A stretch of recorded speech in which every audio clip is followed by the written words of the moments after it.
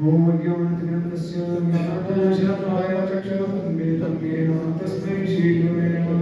श्रीचैतन्यनामोपस्थं सात्विकं येन भूतले स्वयं रूपकदा विभाति स्वाभान्तिकं वन्दे श्रीगुरुं श्रीगुरुं वैष्णवांश्च श्रीरूपं सकलजातं सगनरघुनाथान्वितं तद्विनां सजीवं साद्वैतं सावधूतं परिजनं सहितं कृष्णचैतन्येन श्रीराधाकृष्णारामापि सर्वज्ञाननिद्रा श्रीविशालगुणकांश्च हे कृष्णकरुणासिन्धु दीनबन्धुजगद्गुरुके गोपीनाथराधाकान्तस्ते तप्तकाञ्चनवरदायिनीनाथेश्वरी वृषभानुसुते प्रणमामि हरिप्रिये आचार्यकल्पतरुभ्यश्चाकृपासिन्धुभ्यो पतितानां पावनेभ्यो वैष्णवाभ्यो नमो नमः। विष्णुपदाय कृष्णप्रेष्ठाय भूतले श्रीमते स्वामी नामिने नमस्ते सरस्वतीदेवे गौरवाणी प्रचारिणे निर्विशेषशून्यवादी पाश्चात्यदेशधारिणे। जय श्री कृष्ण चैतन्य प्रभु नित्यानंद श्री अद्वैत गदाधर श्रीवासादि गौर भक्तवृंद। हरे कृष्णा कृष्णा कृष्णा हरे हरे हरे राम राम राम हरे हरे।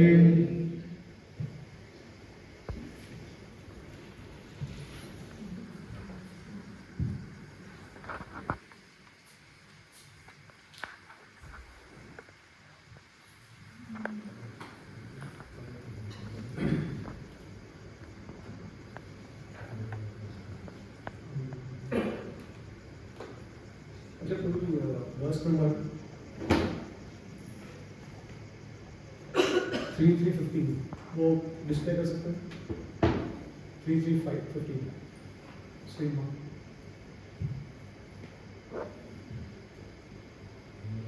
हमारा तो इंटरनेट कनेक्शन है।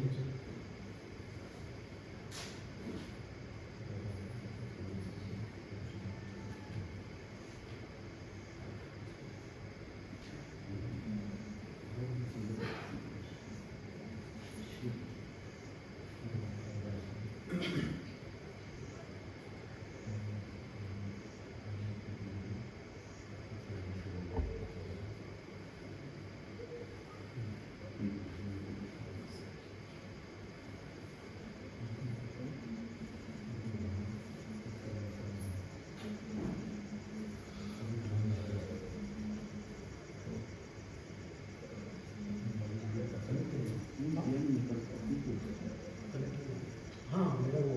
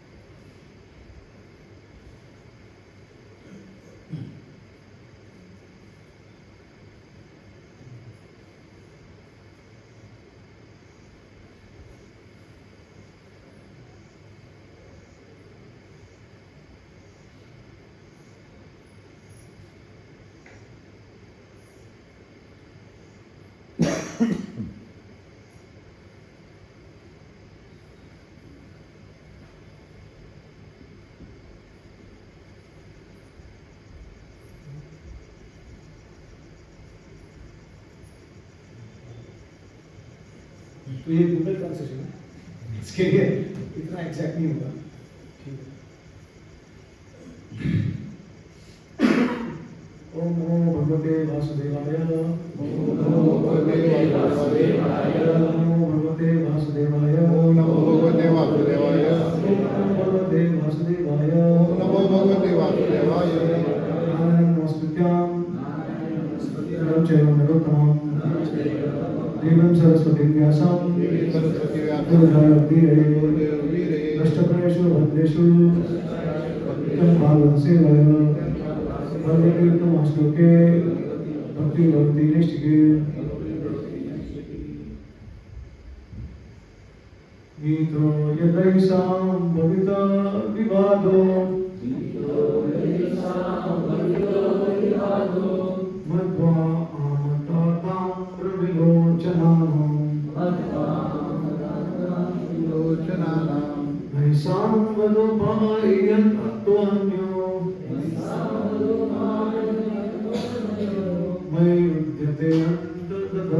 स्वयं स्म।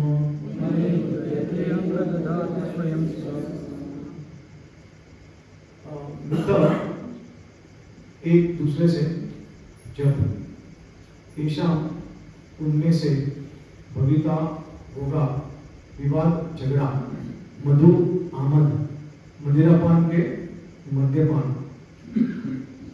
आत्मर विलोचना उनकी आंखें तांबे के समान लाल हो जाएगी नहीं ईशा उनमें से वध उपाय लुप्त होने का उपाय यम इस प्रकार अतः इसके अतिरिक्त अन्य विकल्प मई मुझ पर उदयते लुप्त हो जाना अंतः ददाते लुप्त हो जाएंगे स्वयं स्वयं स्म निश्चय ही। अनुवाद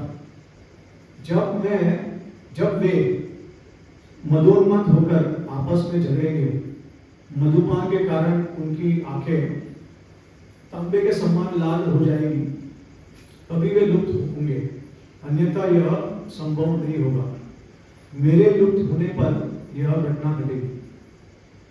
मुराद तो श्रील प्रभुपाद जी के द्वारा उसका तात्पर्य पढ़ेंगे। भगवान और उनके गण भगवान की इच्छा से ही प्रकट और लुप्त होते हैं वे भौतिक प्रकृति के नियमों के अधीन नहीं है। भगवान के परिवार को कभी भी नहीं कोई भी नहीं मार सकता था ना ही प्रकृति के नियमों के अनुसार उनकी स्वाभाविक मृत्यु की कोई संभावना थी इसलिए उनके लुप्त होने का एकमात्र साधन आपस में लड़ाई का दिखावा था मानो शराब के नशे में झगड़ रहे हो वह तथाकथित लड़ाई भी भगवान की इच्छा से होती अन्यथा उनके लड़ने का कोई कारण ही न होता। जिस प्रकार अर्जुन को पारिवारिक मोह में मोहित किया गया और इस प्रकार भगवत गीता कही गई उसी प्रकार यदुवंश को भगवान की इच्छा से ही मदमस्त किया गया और कुछ नहीं। भगवान के भक्त और गण पूर्णतः समर्पित आत्माएं हैं इस प्रकार वे भगवान के हाथों में दिव्य यंत्र है और भगवान की इच्छा अनुसार उनका उपयोग किया जा सकता है। शुद्ध भक्त भी भगवान की ऐसी लीलाओं का आनंद लेते हैं क्योंकि वे उन्हें प्रसन्न देखना चाहते हैं। भगवान के भक्त कभी भी स्वतंत्र व्यक्तित्व का दावा नहीं करते इसके विपरीत वे भगवान की इच्छाओं की पूर्ति के लिए अपने व्यक्तित्व का उपयोग करते हैं और भगवान के साथ भक्तों का यह सहयोग भगवान की लीलाओं का एक आदर्श दृश्य बनाता है। हरे कृष्ण।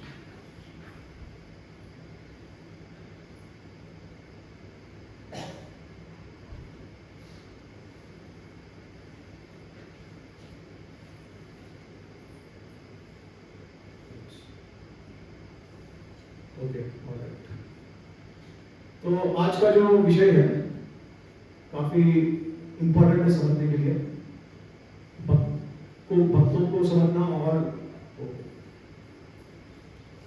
भक्तों को समझने के लिए और जो बाहर के लोग हैं उनको भी समझने के लिए बहुत जरूरी है। तो प्रयास करूंगा मैं कि आचार्य के द्वारा आपके साथ में प्रस्तुत करूंगा। तो पहले मैं धन्यवाद देना चाहूँगा इस ग्रेस मुरलीधर प्रभु जी को जिनके द्वारा मुझे अवसर मिला है और उसके बाद हिज ग्रेस जयानंद प्रभु जी को और उनके मैनेजमेंट टीम को जितने भी डिवोटीज हैं यहाँ पे तो जिन्होंने मुझे अवसर दिया आपकी सेवा में आचार्य की वाणी प्रस्तुत करने के लिए और इस प्रकार से जो भी संचार हमारे हृदय में होती है उसका नष्ट करने के लिए हम प्रयास करते हैं। तो और आप सभी को धन्यवाद देना चाहूँगा कि आप अपना कीर्ति समय निकाल के आए और आप सभी का मैं आशीर्वाद चाहता हूँ कि जो भी मैं आपके साथ शेयर करूँ और वो मेरे लिए भी लागू होता है और आपकी प्रार्थना से मैं भी उसका पालन कर सकूँ। ठीक से हरे कृष्ण। ओके तो देखिए ऐसा कहा गया है कि धर्म से तत्व न्यूनतम हुआ है महाजन ये न गता सकता तो इसका मतलब क्या है कि धर्म का जो रहस्य है वो एक शुद्ध भक्त के हृदय में छुपा हुआ है। उसके बिना धर्म का रहस्य का ज्ञात आपको हो नहीं सकता कभी। ठीक है, तो आपको पता है महाभारत बहुत कॉम्प्लिकेटेड है, बहुत सारे कॉन्फ्लिक्टिंग आइडियाज उसमें, फिलोसॉफी सब मिक्सचर है। तो क्या धर्म है क्या अधर्म है वो हम बता नहीं सकते ठीक से। और आपको पता लगेगा कि जो जैन लोग हैं, जैन फिलोसॉफी, तो वो तो ये कहते हैं कि भगवान श्री कृष्ण जो है वो नरक में है और नरक भुगत रहे। ठीक है, तो क्यों? क्योंकि महाभारत में उन्होंने वायलेंस को एनकरेज किया, है ना। तो अब ये सब हमको समझना चाहिए ठीक से कि आखिर में अभी भगवान ने भी अपने यदुवंश का नाश किया। वो यदुवंश का जो नाश हुआ किस तरह से हुआ, किस प्रकार से हुआ, क्यों हुआ, ये सब हम आज आचार्य के द्वारा समझेंगे, क्योंकि ये कॉम्प्लिकेटेड मैटर है, इतना आसान नहीं समझना इसको। तो भगवान श्री कृष्ण की जो लीला है स्पेशली वो काफी कठिन है। अगर आप आचार्य के द्वारा नहीं समझोगे तो आपको समझ में नहीं आएगा, लेकिन अगर आप आचार्य के द्वारा समझोगे तो आसानी से समझ में आ जाएगा सब कुछ। ठीक है, सो देखिए, एक मैं आपको उदाहरण से हम शुरुआत करते हैं धर्म की गाथा को समझने के लिए। कि जब कृष्ण भगवान ने युधिष्ठिर महाराज को झूठ कहने के लिए कहा ताकि द्रोणाचार्य का वध कर सके युधिष्ठिर, राइट, तो उस वक्त युधिष्ठिर महाराज थोड़े से झिझक गए थे और उन्होंने भगवान को एक तरीके से मना किया कि क्योंकि वो धर्मराज है। धर्मराज का मतलब ये है कि जो सच है वो सच है, झूठ है वो झूठ है। ठीक है, तो ऐसा भगवान ने लीला रची कि भीम को बताया उन्होंने कि जब आप जाके द्रोणाचार्य को कहे कि मैंने अश्वत्थामा को मार दिया है, तो द्रोणाचार्य को आपकी बातों के ऊपर यकीन नहीं होगा क्योंकि आप भीम हैं, आप युधिष्ठिर नहीं हो। ठीक है, तो इसके लिए डेफिनेटली वो युधिष्ठिर महाराज के पास आएंगे और उनसे पूछेंगे कि क्या सच्ची में उनका वध हो गया नहीं। तो कृष्ण ने भीम को कहा कि जब ये पूछने आएंगे और जब युधिष्ठिर को बताएंगे, उत्तर देंगे, तो तभी अभी जैसे वो क्या कहते हैं महाभारत के अनुसार, वो कहते हैं अश्वत्थामा इति हताः नरोवा कुंजरोवा। ठीक है, तो नरोवा का मतलब है नर और कुंजरोवा का मतलब है हाथी। तो जब वो कुंजरोवा कहेंगे तो मैं जोर से शब्द बजाऊंगा तो उनको सुनाई नहीं देगा कि कुंजरोवा भी कहाँ है, तो उनको सिर्फ सुनाई देगा हताः इति नरोवा, मतलब जो नर है, अश्वत्थामा जो नर है उसका वध हो गया। तो ऐसे ही हुआ। अभी क्या आपको पता है कि युधिष्ठिर महाराज का जो रथ था वो हमेशा जमीन से ऊपर रहता था क्योंकि वो धर्मराज थे। ठीक है, तो जैसे उन्होंने मना किया भगवान को, उनका रथ जो है वो जमीन को छू लिया और ऐसा कहते हैं कि कुछ समय के लिए उनको नरक देखना पड़ा क्योंकि उन्हें भगवान का आदेश का पालन नहीं किया। तो क्या धर्म है क्या अधर्म है, कैसे बता सकते हैं? तो इसकी व्याख्या बहुत आसान है समझना। अगर मैं कुछ लॉस क्रिएट करता हूं, ठीक है, तो अगर आप कोई लॉ ब्रेक करते हो तो मुझे उसका परिणाम देने की क्षमता होनी चाहिए। अगर मैं कुछ आपको कहता हूं कि आप ये मत करो वो मत करो और उसका परिणाम भी मैं आपको दे सकता हूं, तो मैं कह सकता हूं कि आई एम द कंट्रोलर। ठीक है, और मेरी बात माननी चाहिए आपको। अगर आप मेरी बात नहीं मानोगे तो उसका आपको परिणाम अच्छा या बुरा मिलेगा। अगर आपने ऐसा कुछ गलत चीज की लेकिन उसका अगर आपको अच्छा परिणाम मिला तो क्या वो अच्छा है या गलत है, या धर्म है या अधर्म है? हाँ, अधर्म है, लेकिन उसका परिणाम आपको अच्छा मिल रहा है तो क्या है फिर? धर्म हो गया, है ना। तो ऐसा है कि धर्म की परिभाषा समय के हिसाब से चेंज होती है।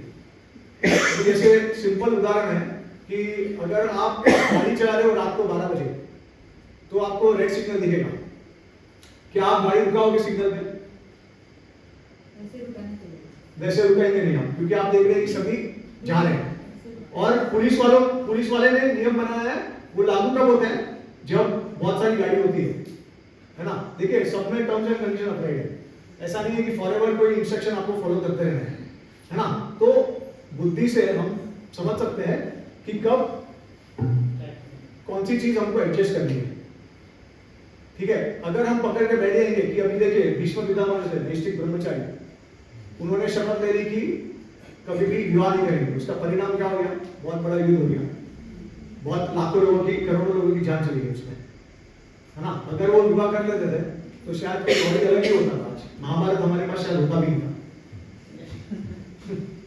तो अब आपको समझ में आ रहा है। तो देखिए सिंपल चीज है, अगर भगवान कुछ हमको कहते हैं, अगर हम उसके विपरीत करते हैं, भले वो धर्म हो या ना हो, क्योंकि आपको पहले तो पता होना चाहिए कि धर्म बनाने वाला कौन है?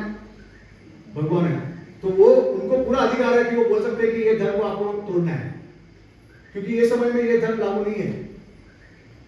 इसके लिए कौन सा धर्म कब अप्लाई करना है अपने जीवन में, ये बहुत बड़ा प्रश्न है। और इसके लिए महाजनों ये गतासा पंथा, आपको महाजन जो भगवान के शुद्ध भक्त है, जो जानते हैं कब कौन सा धर्म लागू होता है कौन सी परिस्थिति में, उनको हमको फॉलो करना होता है। तो इसके लिए देखिए, जब कृष्ण ने अर्जुन को प्रोत्साहित किया युद्ध लड़ने के लिए, तो उनको परिणाम क्या मिला? उनको दूसरा जन्म देना पड़ा, उनको यमराज के पास जाना पड़ा, उनको स्वर्ग लोक मिला महाभारत के अनुसार। श्रीमद् भागवतम के अनुसार भगवान के नित्य पार्षद है वो पांडव, अपने जो शरीर में आए थे गोलोक धाम से, उसी शरीर में वो भगवान के गोलोक धाम में वापस प्रस्थान किए। सब पांडव और द्रौपदी सब एक साथ। तो धर्म और कर्म नित्य पार्षद भक्तों को तो लागू भी नहीं होता, कोई कर्म उनके वश में नहीं होता। ठीक है, मतलब कोई कर्म को लागू नहीं हो सकता है, वो कर्म से परे है। तो अभी आपको थोड़ा सा मैंने एक फाउंडेशन दे दिया है। अब आपको धीरे धीरे करके हम लोग लाइक मैं शेयर करूंगा कि किस तरीके से भगवान कृष्ण है, उनका अंत कैसे हुआ और यदु वंश का नाश कैसे हुआ। ओके, तो अभी आपको कितने लोगों को पता है कि भगवान श्री कृष्ण को श्राप दिया था? सबको पता है, गांधारी ने श्राप दिया था। और किसी ने श्राप दिया था? भगवान कृष्ण को नहीं, लेकिन उनके यदुवंशी को। और किसी ने श्राप दिया था?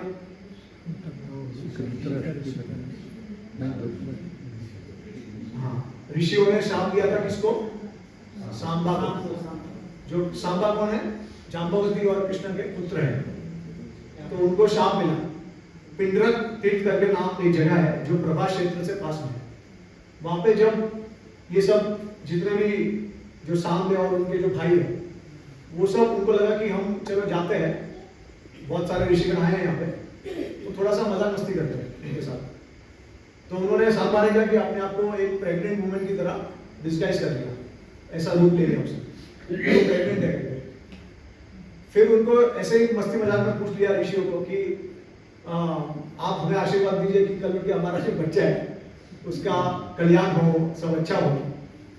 तो ऋषियों को बहुत गुस्सा आ गया, क्रोध में आ गए कि हमारा मजाक मस्ती कर रहे हैं, हमारा मजाक उड़ा रहे हैं। तो सब ऋषि और बहुत सारे नारद मुनि, विश्वामित्र मुनि, कण्वा, असित, विश्वामित्र, ये सब आए थे, काफी ऋषिगण थे।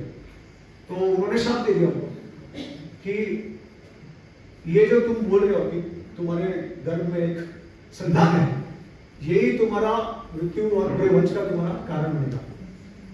तो ये क्या होता है आगे चल के, ये जो अंदर वो जो छुपाते हैं, वो एक स्तंभ बन जाता है, लोखंड का स्तंभ, स्तंभ ही बोलते हैं क्लब को, मुसल मुसल मुसल मुसल बोलते हैं। तो एक आयरन क्लब बन जाता है, और जैसे ही इनको पता चलता है कि ऋषिगणों ने श्राप दिया तो बहुत डर जाते सब, और डर के मारे सब चले जाते हैं उग्रसेन के पास, महाराज उग्रसेन। वहां पे भगवान कृष्ण होते हैं और उनका पूरा असेंबली होता है। तो जैसे ही वो लोग कहते हैं कि ऐसा हुआ है, तो सब एक तरीके से थोड़े से परेशान हो जाते हैं कि ये क्या हो गया अचानक से। और फिर भगवान श्री कृष्ण क्या कहते हैं कि हम एक काम करेंगे, इस जो भी हमको श्राप मिला है उसको अगर हमको काउंटर करना है तो हमें ब्राह्मणों को सेटिस्फाई करना होगा, यज्ञ पूजा करके उनको भोजन देना होगा, उनकी सेवा करनी होगी, और उसके बाद इस हमको कर से छुटकारा मिलेगा। ठीक है, तो एक उपाय देते हैं कि इस तरीके से हम कर सकते हैं। हम प्रभास तीर्थ में जाके स्नान करके यज्ञ करके भोजन देके ब्राह्मणों को प्रसन्न कर सकते हैं। ठीक है, तो ये मैं आपको थोड़ा बैकग्राउंड बता रहा हूँ कि इस तरीके से हुआ। अभी ये जो डर था, ये जो शाप मिला उनको, क्या ये कारण है कि यदुवंश का नाश हुआ? क्या शाप के कारण क्या भगवान को कोई शाप दे सकते हैं? नहीं, भगवान को उनको ले जाना था। हाँ, भगवान को ले जाना, ठीक है, इसके ऊपर हम चर्चा करेंगे। तो अभी देखिए श्रीमद् भागवतम के जो हमने श्लोक अभी पढ़ा था, वही श्लोक श्री विश्वनाथ ठाकुर उसमें कहते हैं कि when they will quarrel among themselves, जब वो आपस में लड़ाई करेंगे, with eyes red because of complete intoxication from liquor, जब मदिरा पान करके उनकी आंखें लाल हो गई होगी, तो उस समय वो नहीं मरेंगे। Though they appear to die like others, मतलब वो ऐसा प्रतीत होगा कि वो उसके वजह से मर रहे हैं। जब मैं डिसाइड करूंगा तभी ही वो अपने वो अंतर्धान हो जाएंगे। ठीक है, तो ये हमारे आचार्य इस तरीके से श्लोक का ट्रांसलेशन करते हैं और श्रील प्रभुपाद जी इनके तात्पर्य में यही हमको बता रहे हैं कि जब भगवान चाहेंगे तभी होगा, उसके अलावा संभव नहीं है। अब 11वां स्कंद के पहले अध्याय में 4थे श्लोक में मैं आपको सिर्फ ट्रांसलेशन बताता हूँ, क्योंकि अभी आप वर्ष देखेंगे तो समय निकल जाएगा। तो भगवान श्री कृष्ण सोचते हैं, no outside force could ever bring about the defeat of this family, कोई भी बाहर का कारण नहीं है जो यदुवंश का नाश कर सके। Whose member has always been fully surrendered to me, जो मेरे पूरी तरीके से शरणागत है। ठीक है, और उनके पास अनगिनत ऑपुलेंस है, और बट लेकिन अगर मैं उनके बीच में अगर मैं एक युद्ध कर दूं, युद्ध जैसा माहौल कर दूं, तो उसी वक्त वो लोग इस संसार से अंतर्धान हो सकते हैं, और फिर बाद में मेरा जो उद्देश्य है वो संपूर्ण होगा और मैं अपने स्वधाम में चल जाऊंगा वापस। ठीक है, अब जैसे कि मैंने आपको बताया कि भगवान श्री कृष्ण को जैसे ही पता चला कि इतना सारा उन्होंने मतलब ये जो शाप मिला, तो उन्होंने फिर कहा कि हम प्रभास क्षेत्र जाएंगे, हम रिचुअल्स करेंगे और ब्राह्मण को प्रसन्न करेंगे। तो ये क्या है, ये सब कर्ज को काउंटर करने के लिए, शाप जो दिया है उसको नलिफाई करने के लिए।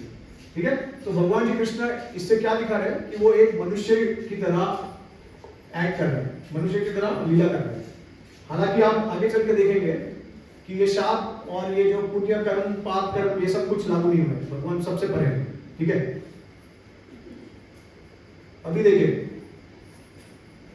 मैं आपको एक सिद्धांत बताता हूं कि जब हमारे भगवान गोलोक धाम से आते हैं इस भौतिक जगत में, तो साथ साथ में देवता भी आते हैं, और भगवान के पार्षद जितने भी हैं गोलोक धाम से इस भौमक धरती पे आते हैं। ठीक है, तो क्या होता है कि जितने भी देवता है वो भगवान के जैसे नित्य पार्षद है।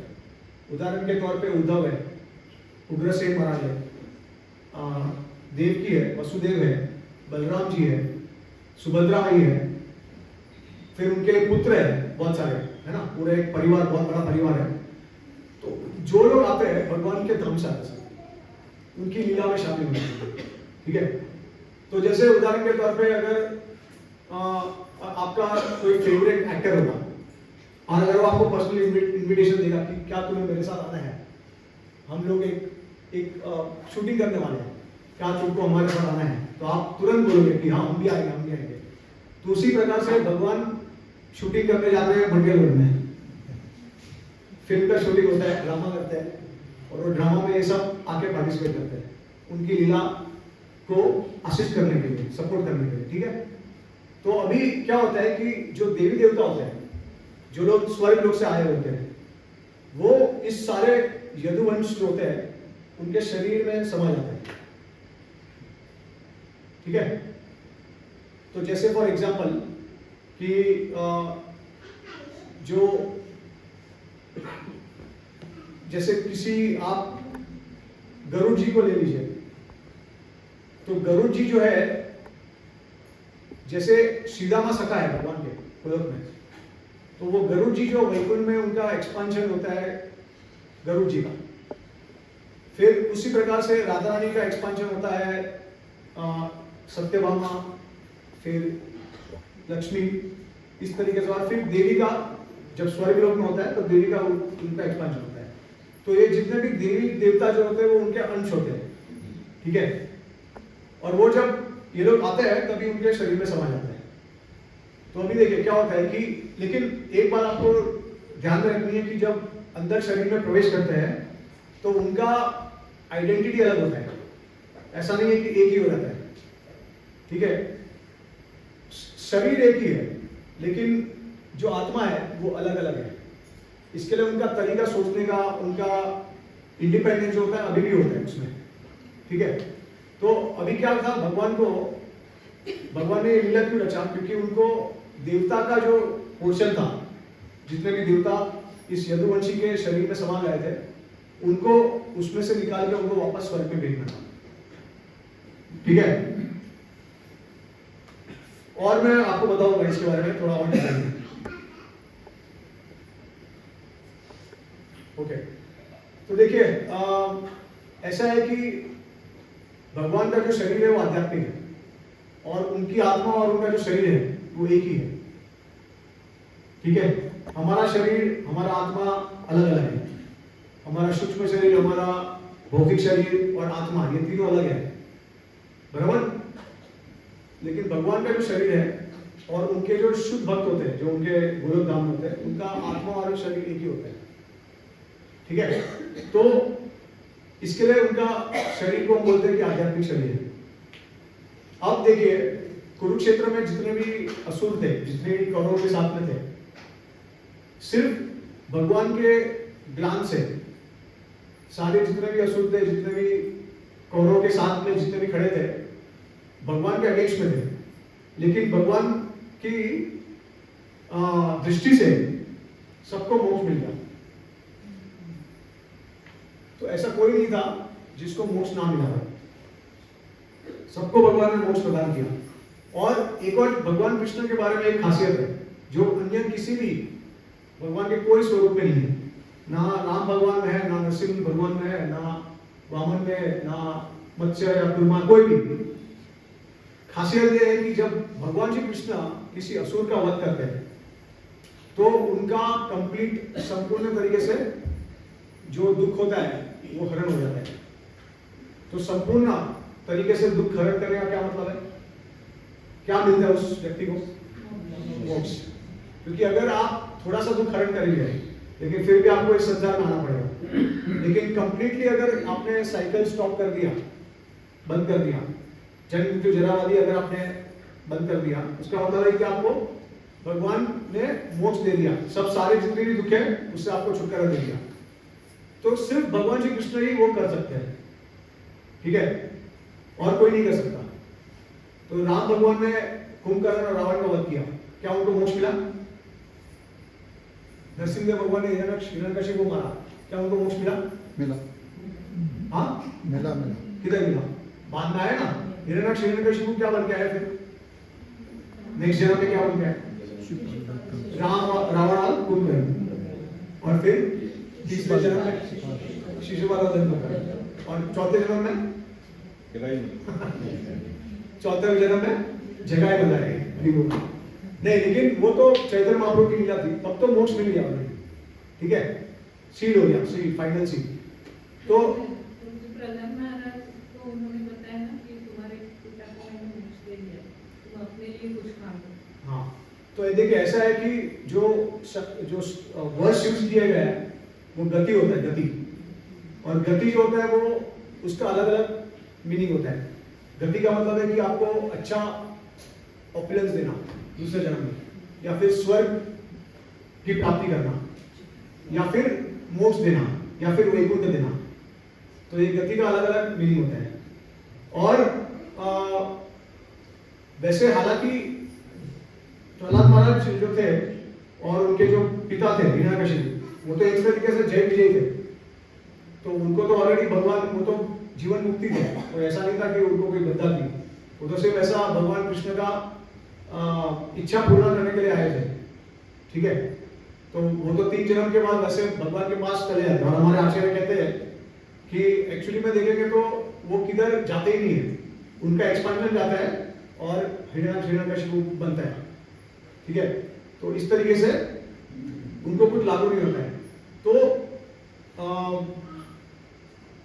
हमारे जो हम जब भी बोलते हैं कि किसी को गति मिलता है तो गति का अलग अलग मीनिंग होता है, और मोक्ष भी अगर बोलते हैं तो अलग अलग प्रकार के मोक्ष है। ठीक है, तो मोक्ष है सायुज्य मुक्ति है, और उसके बाद आपको मोक्ष चाहिए तो आप वैकुंठ में भी जा सकते हो। ठीक है, तो जीव गोस्वामी ये कह रहे हैं कि भगवान श्री कृष्ण असुरों को वध करते हैं और उनको मोक्ष देते हैं। तो ऐसा कैसे संभव हो सकता है कि उनके बॉडी को कुछ हानि हो? तो ये संभव ही नहीं है कि कौन सा शाप उनको लागू हो सकता है, बराबर। तो विश्वनाथ ठाकुर हमारे कहते हैं कि जैसा वैसा कहा गया है कि भगवान ने अपना शरीर छोड़ दिया, उसका मतलब वो उदाहरण देते हैं कि जैसे एक ट्रैवलर होता है, ट्रैवलर को हिंदी में क्या कहते हैं? यात्री के पास सामान रहता है और भारी सामान होता है। तो एक वो उदाहरण देते हैं कि यात्री के पास एक मटका होता है, गोल्ड मटका होता है, पानी उसमें भरा हुआ होता है, तो उसको भारी लगता है, थोड़ा भार लगता है, तो वो क्या करता है, पानी फेंक देता है और वो गोल्डन मटका अपने साथ फेंक देता है।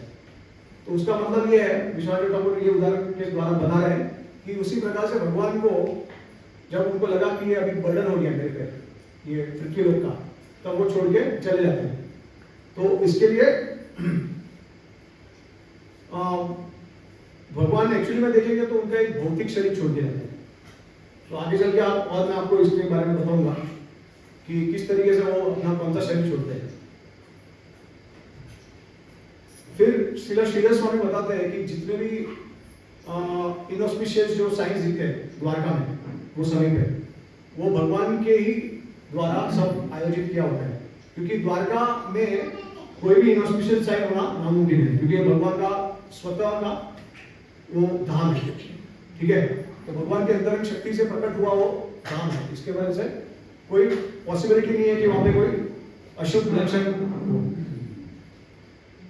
ओके, अभी देखिए श्रीमद् भागवतम में 11वें स्कंद में 31 अध्याय में 12वें श्लोक में सुखदेव गोस्वामी कहते हैं कि Lord Krishna brought the son of his guru back from the planet of Lord of death.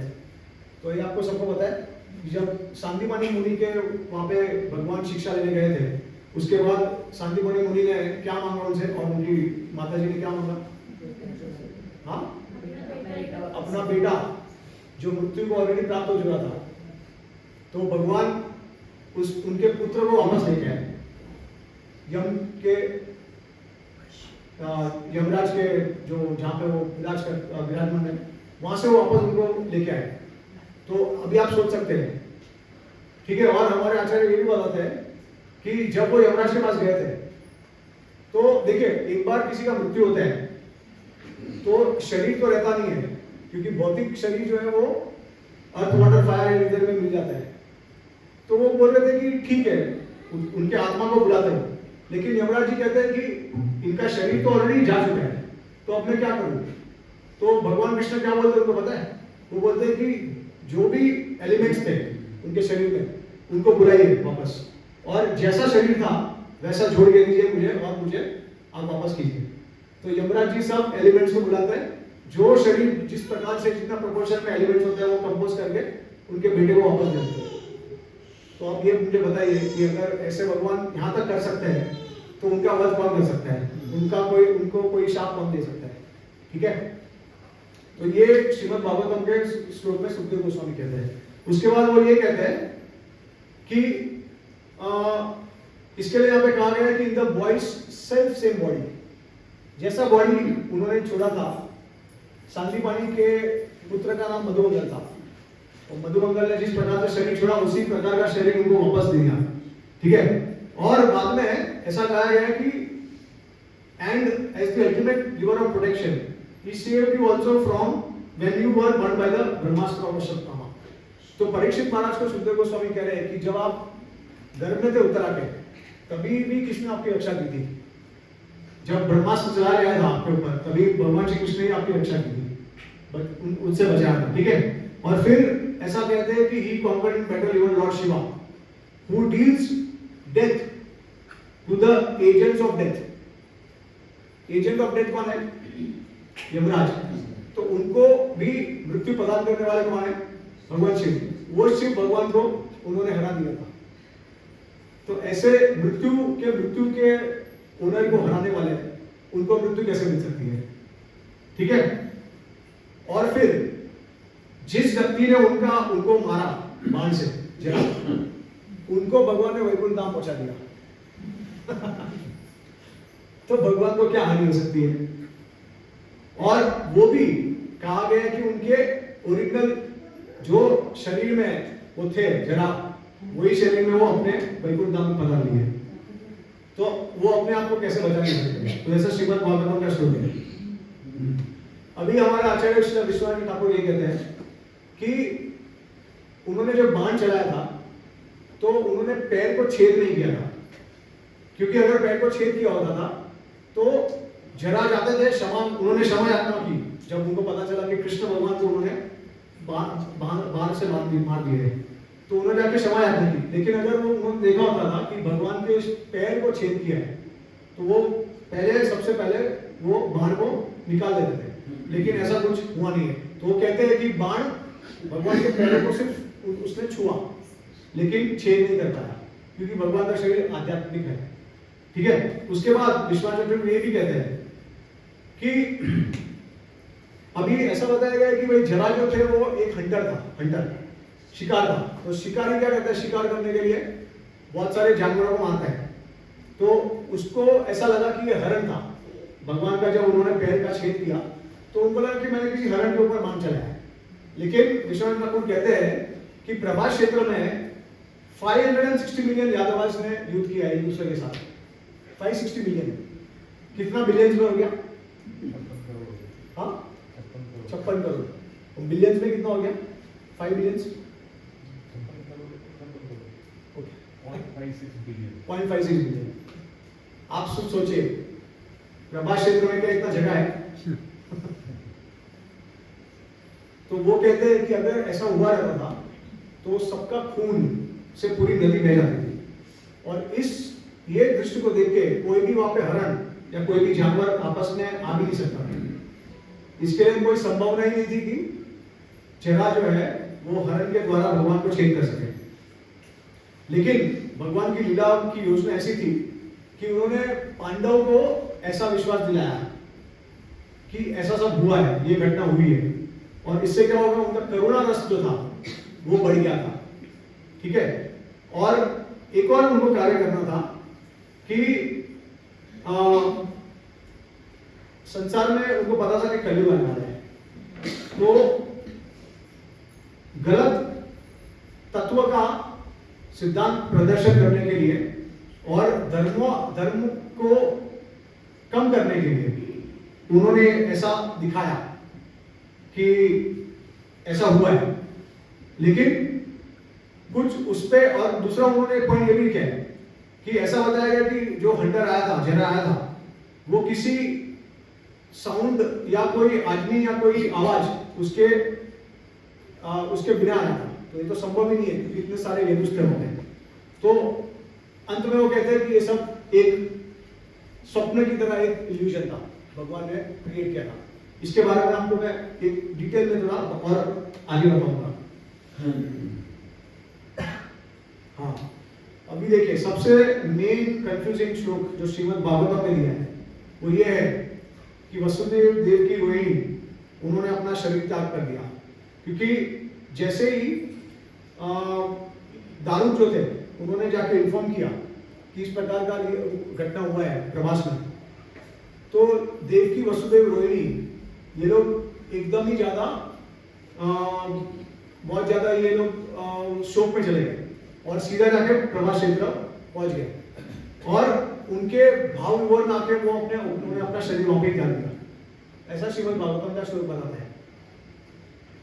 और आप ये भी सुनोगे कि भगवान कृष्ण की जो पत्नियां थी उन्होंने, जैसे फ्यूनरल सेरेमनी होता है ना, हम अंतिम संस्कार करते हैं, उस प्रकार से कृष्ण बलराम और ये सारे यदु जो भी थे जहाँ पे गए थे सबका एक फ्यूनरल सेरेमनी हुआ है।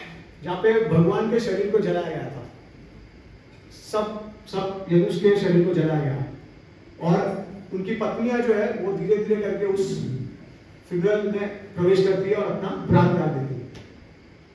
ठीक है, अब ये बहुत कंफ्यूजिंग है क्योंकि हम एक तरीके से कह रहे हैं कि भगवान का शरीर आध्यात्मिक है, एक तरीके से कह रहे हैं कि भगवान को कुछ हानि कोई नहीं पहुंचा सकता, लेकिन एक तरीके से कह रहे हैं कि भगवान का शरीर जला गया और सारी पत्नियां भी उसमें एंटर कर दी, प्रवेश कर दिए। तो ये कैसे समझ सकते हैं? तो श्रीला विश्वनाथ ठाकुर कहते हैं कि ये सब जो था पूरा एक इल्यूजन था, ड्रामा था।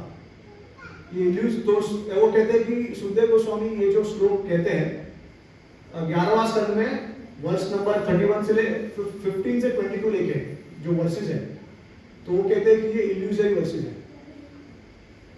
मतलब ये बाहर के लोगों को उनको इल्यूजन में डालने के लिए सुखदेव गोस्वामी ऐसा सब कहते हैं, क्योंकि ये सेम सुखदेव गोस्वामी ये कहते हैं कि भगवान का शरीर आध्यात्मिक है, भगवान को कोई हानि नहीं पहुंचा सकता, भगवान ने सबको मोक्ष दिया है ना, और आगे जाके और भी वो कहेंगे कि भगवान में क्या क्या और गुण है।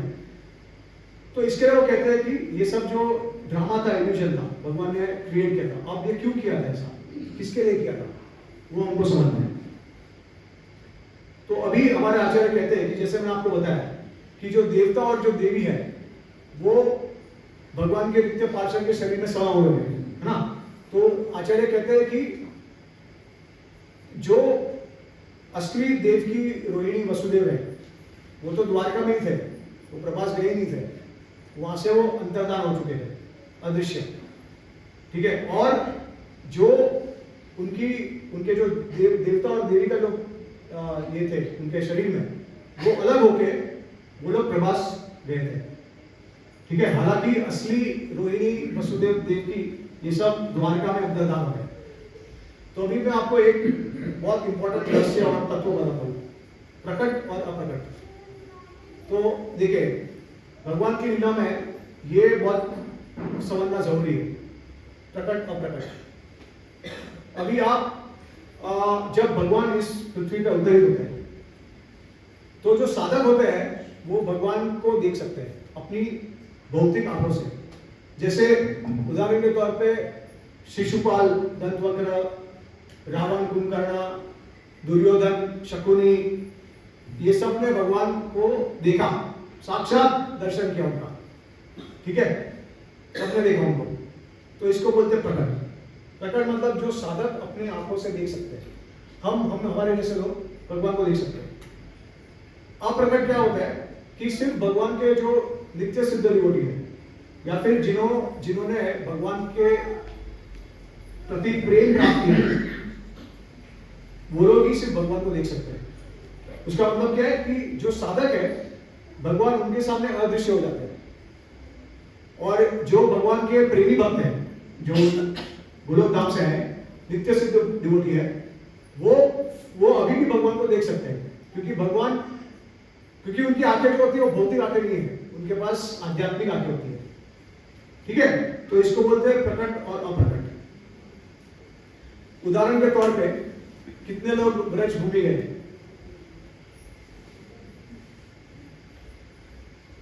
ठीक है, मोस्टली सब लोग गए। अभी आप क्या देखते हो वहां पे? गोवर्धन, यमुना, वृंदावन, भगवान की लीला स्थल, बराबर। तो क्या वो अपने असली रूप में मौजूद है अभी? आप फिर ये भी देखते हो वहां पे कूड़ा कचरा, बहुत सारे जानवर, बंदर, है ना, बहुत कुछ गंदगी है। यमुना में गंदगी हो गई है, यमुना का साइज कम हो गया है, गोवर्धन का साइज कम हो गया है ना। लेकिन जब आप बुक में पढ़ते हो तो बुक में किस तरीके का विस्तार किया है कि गोवर्धन इतना ब्यूटीफुल है, राधा कुंड इतना ब्यूटीफुल है, वृंदावन इतना ब्यूटीफुल है, ऐसा है वैसा है। हाँ, लेकिन हम जो देख रहे हैं वो तो पूरा विपरीत ही है एक तरीके से।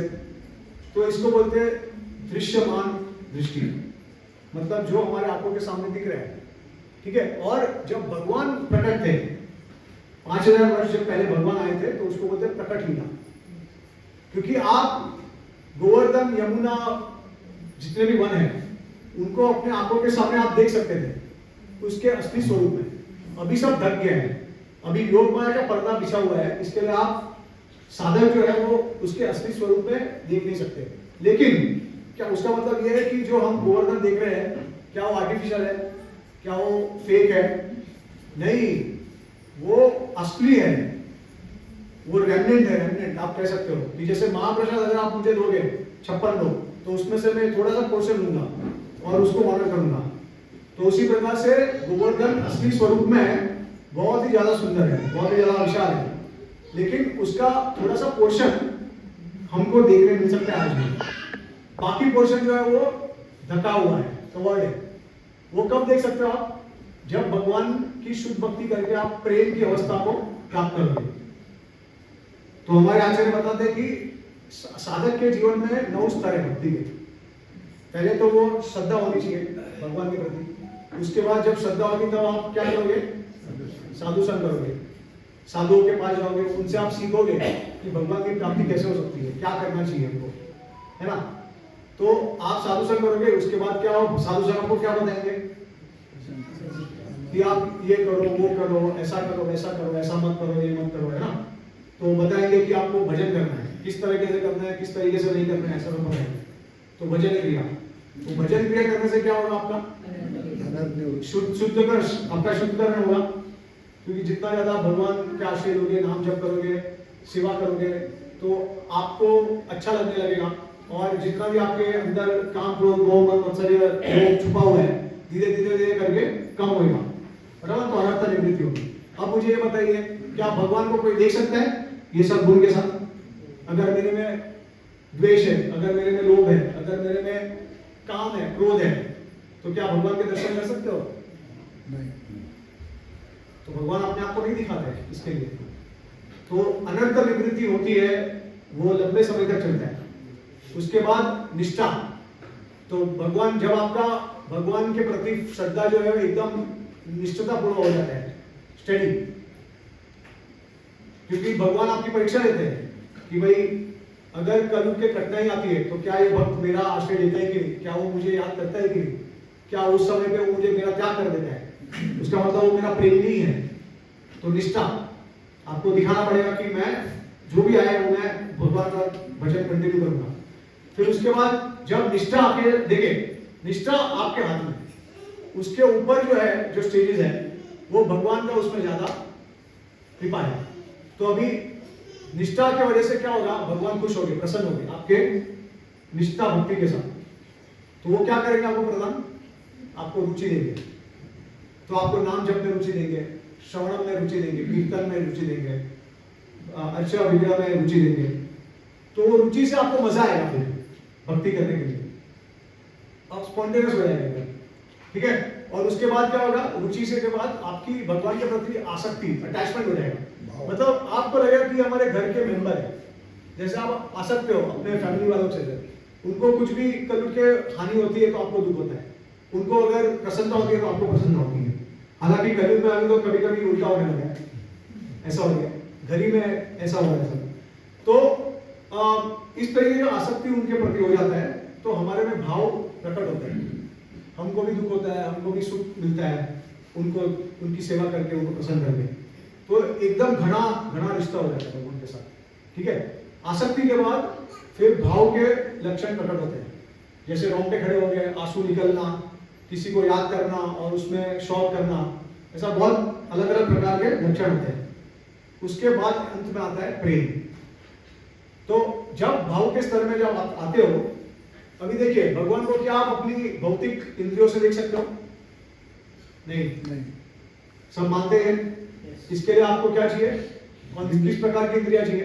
दिव्य नेत्र, आध्यात्मिक इंद्रिया चाहिए।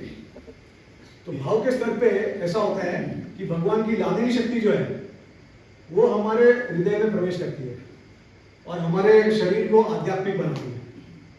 तो स्पिरिचुअल बॉडी, माइंड, सेंसेस के साथ तब आप भगवान के साक्षात दर्शन कर सकते हो। ये सिर्फ दर्शन है, लेकिन भगवान की लीला में शामिल नहीं हो सकते हो, क्योंकि आगे का स्तर बाकी है, वो है प्रेम।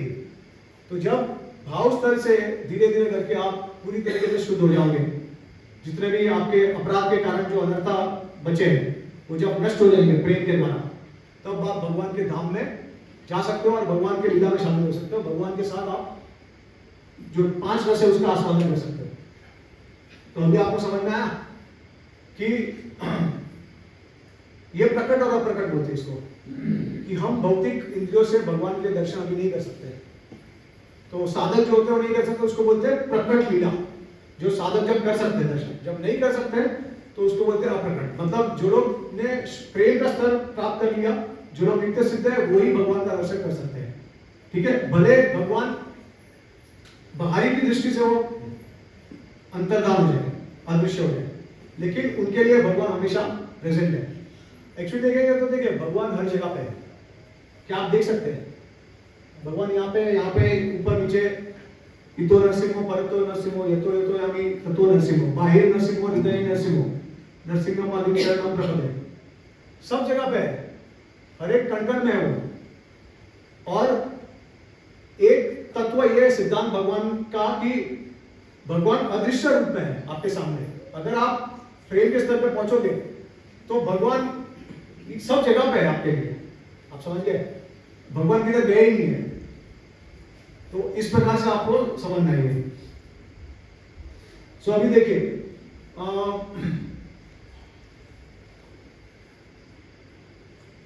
तो श्रीला विश्वनाथ ठाकुर कहते हैं कि जो 11वां स्कंद है और 31 जो चैप्टर है उसका 15 से जो 22 श्लोक है, वो एक्चुअली में देखेंगे कि किसी और का ओपिनियन है, इल्यूजरी हो।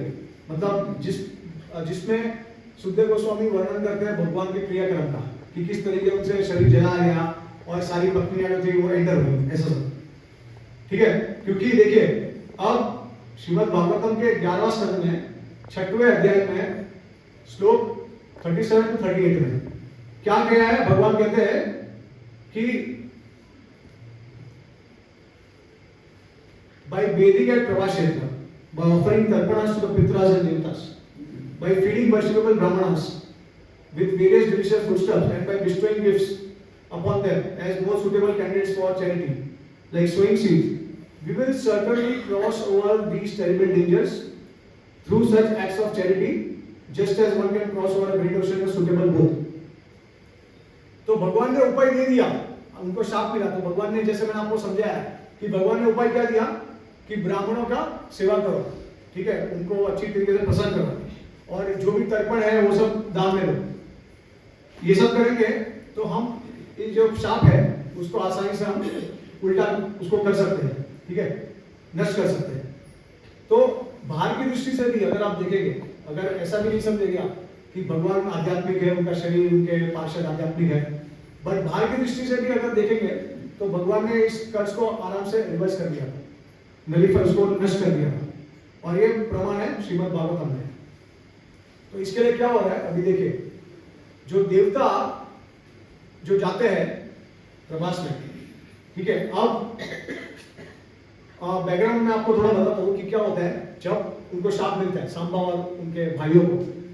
तो उग्रसेन के पास जाते हैं। उग्रसेन क्या करते हैं, जो आयन का जो मुसल होता है, ठीक है, उसको काट देते हैं बहुत सारे छोटे छोटे भाग में, और एक लंप होता है, लंप बचता है, मतलब एक आप बोलेंगे कि क्या कहते हैं उसको, एक बड़ा सा पोर्शन लगता है। तो उसको आप वो क्या करते हैं, वो उसको ओशन में डाल देते हैं, ठीक है। अब एक मछली होती है, वो इस लंप को खा लेती है, और ये जो ओशन की वजह से क्या होता है, ये ओशन जो होता है प्रभास क्या होता है, आप गए होंगे तो आपको पता होगा द्वारका में। तो ये जितने भी वो पीसेस होते हैं, जो छोटे छोटे टुकड़े होते हैं आयन के, मुसल के, वो जाके जमीन पे जाके वो आगे चल के जैसे पहले तो एक प्लांट आता है, प्लांट के बाद एक पूरा पेड़ ग्रो हो जाता है। तो उस प्रकार से पूरा मुसल का पेड़ हो जाता है, वो जितने भी ये पीसेस हो जाता है ना, वो पूरा मुसल का पेड़ बन जाता है। जहाँ पे वो उनके बीच में जब यूज होता है वही स्थान पे पूरा, इसके वजह से उनको सब मुसल वहां से निकालते हैं और अपने आप को मारने लगते हैं। तो अभी क्या होता है कि ये हो गया, उसके बाद जो आयन लंप है जो वो मछली ने खा ली है, वो किसी तरीके से जरा जो है वो मछली को पकड़ लेता है, और वो देखता है कि इस मछली के अंदर एक बड़ा मुसल भरा हुआ है। तो वो मुसल निकालता है, और जो अपना बाण है ना, वो उसके तीर को उस मुसल से वो उस प्रकार से बना देता है। इसके लिए देखो शाप क्या था कि ये जो मुसल है वो तुम्हारे वंश का नाश का कारण बनेगा, ठीक है। अगर आपको याद हो तो बर्बरी अभी एक लीला आता है जिसमें भगवान श्री कृष्ण जो है उनको उनका जो दिव्यास्त्र है वो यूज करने को कहते हैं। तो वो कहते हैं कि अगर मैंने ये चला दिया और ये हमेशा जो भी टारगेट होगा उसको हमेशा छेद करते हैं, तो भगवान क्या करते हैं, अभी उसने 3 पत्ते को निशाना बना दिया।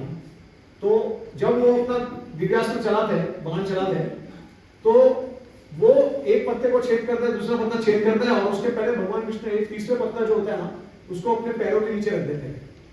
तो आगे चल के वो भगवान के पैर को आगे छू लेते हैं और उसको पत्ते, क्योंकि वो पत्ता होता है, तो बर्बरिक भगवान को कहते हैं कि क्योंकि मेरे बाण ने आपके पैरों को छुआ है तो आपका ये जो भाग है वो वीक हो गया है, ठीक है। तो इसका आपको ध्यान रखना है क्योंकि इससे आपका मृत्यु का कारण बन सकता है। तो ये ऐसा अलग अलग स्टोरीज में बताया है। हालांकि जैसा मैंने आपको कहा कि ये सब भगवान से एक लीला करते हैं, तो उसमें अलग अलग धर्मों की स्थापना करते हैं, अलग अलग कार्य करते हैं, ठीक है। तो हाँ, तो अभी क्या हुआ देखिए, अब देवी देवता का क्या हुआ। तो जो प्रवास में गए थे वो कौन थे, वो कौन लड़ रहे थे, क्योंकि हम अभी देखिए क्या हुआ था, जो प्रवास में गया था वो देवी देवता गए थे, जो देवता है बेसिकली वो सब गए थे। प्रद्युम्न, अनिरुद्ध, संबा, ये सब जो भगवान कृष्ण के जो पुत्र थे ये सब गए थे प्रवास में। तो प्रवास में उन्होंने क्या किया, मदिरा पीना चालू किया, और उसके बाद उन मदिरा के नशे में आके वो एक दूसरे को धीरे धीरे करके उनका अपमान करने लगे, और अपमान की वजह से एक दूसरे के ऊपर क्रोध करने लगे। क्रोध की वजह से उन्होंने मुसल उठा लिया और एक दूसरे को मारने लगे सब, ठीक है। तो ये कौन थे, तो हमारे आचार्य बताते हैं कि ये जो सब हो रहा था, तो ये भगवान के पुत्र थे ही, क्योंकि ये सब जितने भी प्रद्युम्न, अनिरुद्ध है और सांबा है, ये सब जो है वो द्वारका में अंतर्धान हो जाते हैं, द्वारका में अंतर्धान हो जाते हैं, क्योंकि भगवान अपना लीला समाप्त करते हैं। तो जब भी भगवान अपना लीला समाप्त करते हैं उसके पहले वो अपने भक्तों को भेज देते थे धाम में। तो जैसे बलराम जी ने भी क्या किया, वो भी अंतर्धान हो गए, क्योंकि ये जो मुसल का पूरा जो लीला हुआ, मोसा लीला भगवान का, उसके बाद बलराम जी विरक्त हो गए और उसके बाद उन्होंने सरायुं नदी में जाके अपना अंतर्धान कर लिया, ठीक है। और उसके बाद भगवान श्री कृष्ण आप अभी वो जा सकते हैं, जो प्रभास में एक जगह है बलका तीर्थ, राइट, वहां पे भगवान ऐसा आप देखेंगे कि एक मूर्ति है भगवान की, जिसमें भगवान इस तरीके से बैठे हुए हैं और पेड़ के नीचे, बनियान ट्री के नीचे बैठे हैं, जहाँ पे वो जना ने छेद किया था उनके पैर को। तो वो जगह पे भगवान ने अपना अंतिम लीला किया, ठीक है, समाप्त। और अब जो लड़ने जो गए थे वो कौन थे, तो भगवान तो कहते हैं कि ये जो उपाय भगवान ने दिया है कि ये करने से, तर्पण, दान और ब्राह्मणों की सेवा करने से ही आप इस शाप से मुक्त हो जाओगे। तो फिर गए कौन थे और मरे कौन थे, तो भगवान आगे चलकर आपको पता चलेगा कि ये भगवान ने एक पूरा स्वप्न दिखाया था, ये हुआ ही नहीं था कुछ ऐसा, ये पूरा स्वप्न था। क्योंकि भगवान क्या करे कि अगर आप ये भी बोलते हैं कि देवता भी अगर गए, लेकिन देवता को भी कुछ नहीं हुआ, उन्होंने क्या किया, जो शाप मिला था उससे मुक्त हो गए, और मुक्त हो गए तो कोई परिणाम ही नहीं है उसका। फिर तो मुक्त होने के बाद उन्होंने मदिरा पिया और सारे देवता जो है वो अपने स्वर्गलोक में प्रस्थान कर लिए। तो फिर कौन था वहां पे, कोई था ही नहीं, ठीक है, एक ड्रीम था, ड्रीम। तो अब ये ड्रीम किसको दिखाया भगवान ने, ये प्रश्न है सबसे बड़ा। तो अब आगे चल के हम समझेंगे।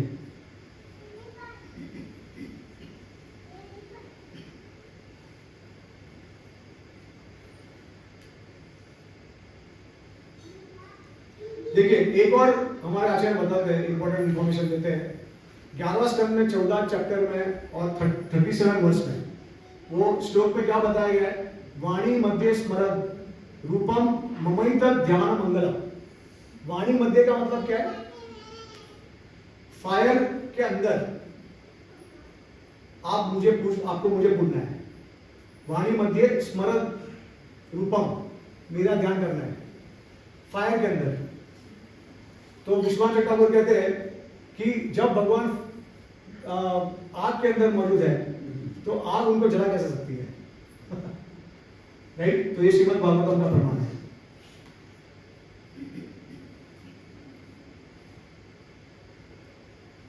हाँ, अभी देखिए ये सब क्यों हुआ, क्या जरूरत है ये सब करने का?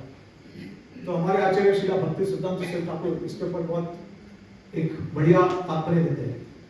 वो कहते हैं कि जैसे मैंने आपको समझाया है कि जो देवता होते हैं वो इनके शरीर में होते हैं, तो उनको क्या लगने लगता है कि हम भगवान बन गए, हम भगवान है, हम कृष्णा है। क्योंकि देखिए कृष्णा और उनके जो पूरा यदुवंश उनका जो परिवार है वो उनसे अभिन्न है और सब में उतनी शक्ति है क्योंकि सब विष्णु तत्व है। कोई जीव साधारण जीव नहीं है, कोई सब विष्णु भगवान है। सांबा, प्रद्युम्न, अनिरुद्ध ये सब विष्णु है। तो विष्णु का मतलब क्या? ईश्वर है वो। तो ईश्वर को क्या हो सकता है?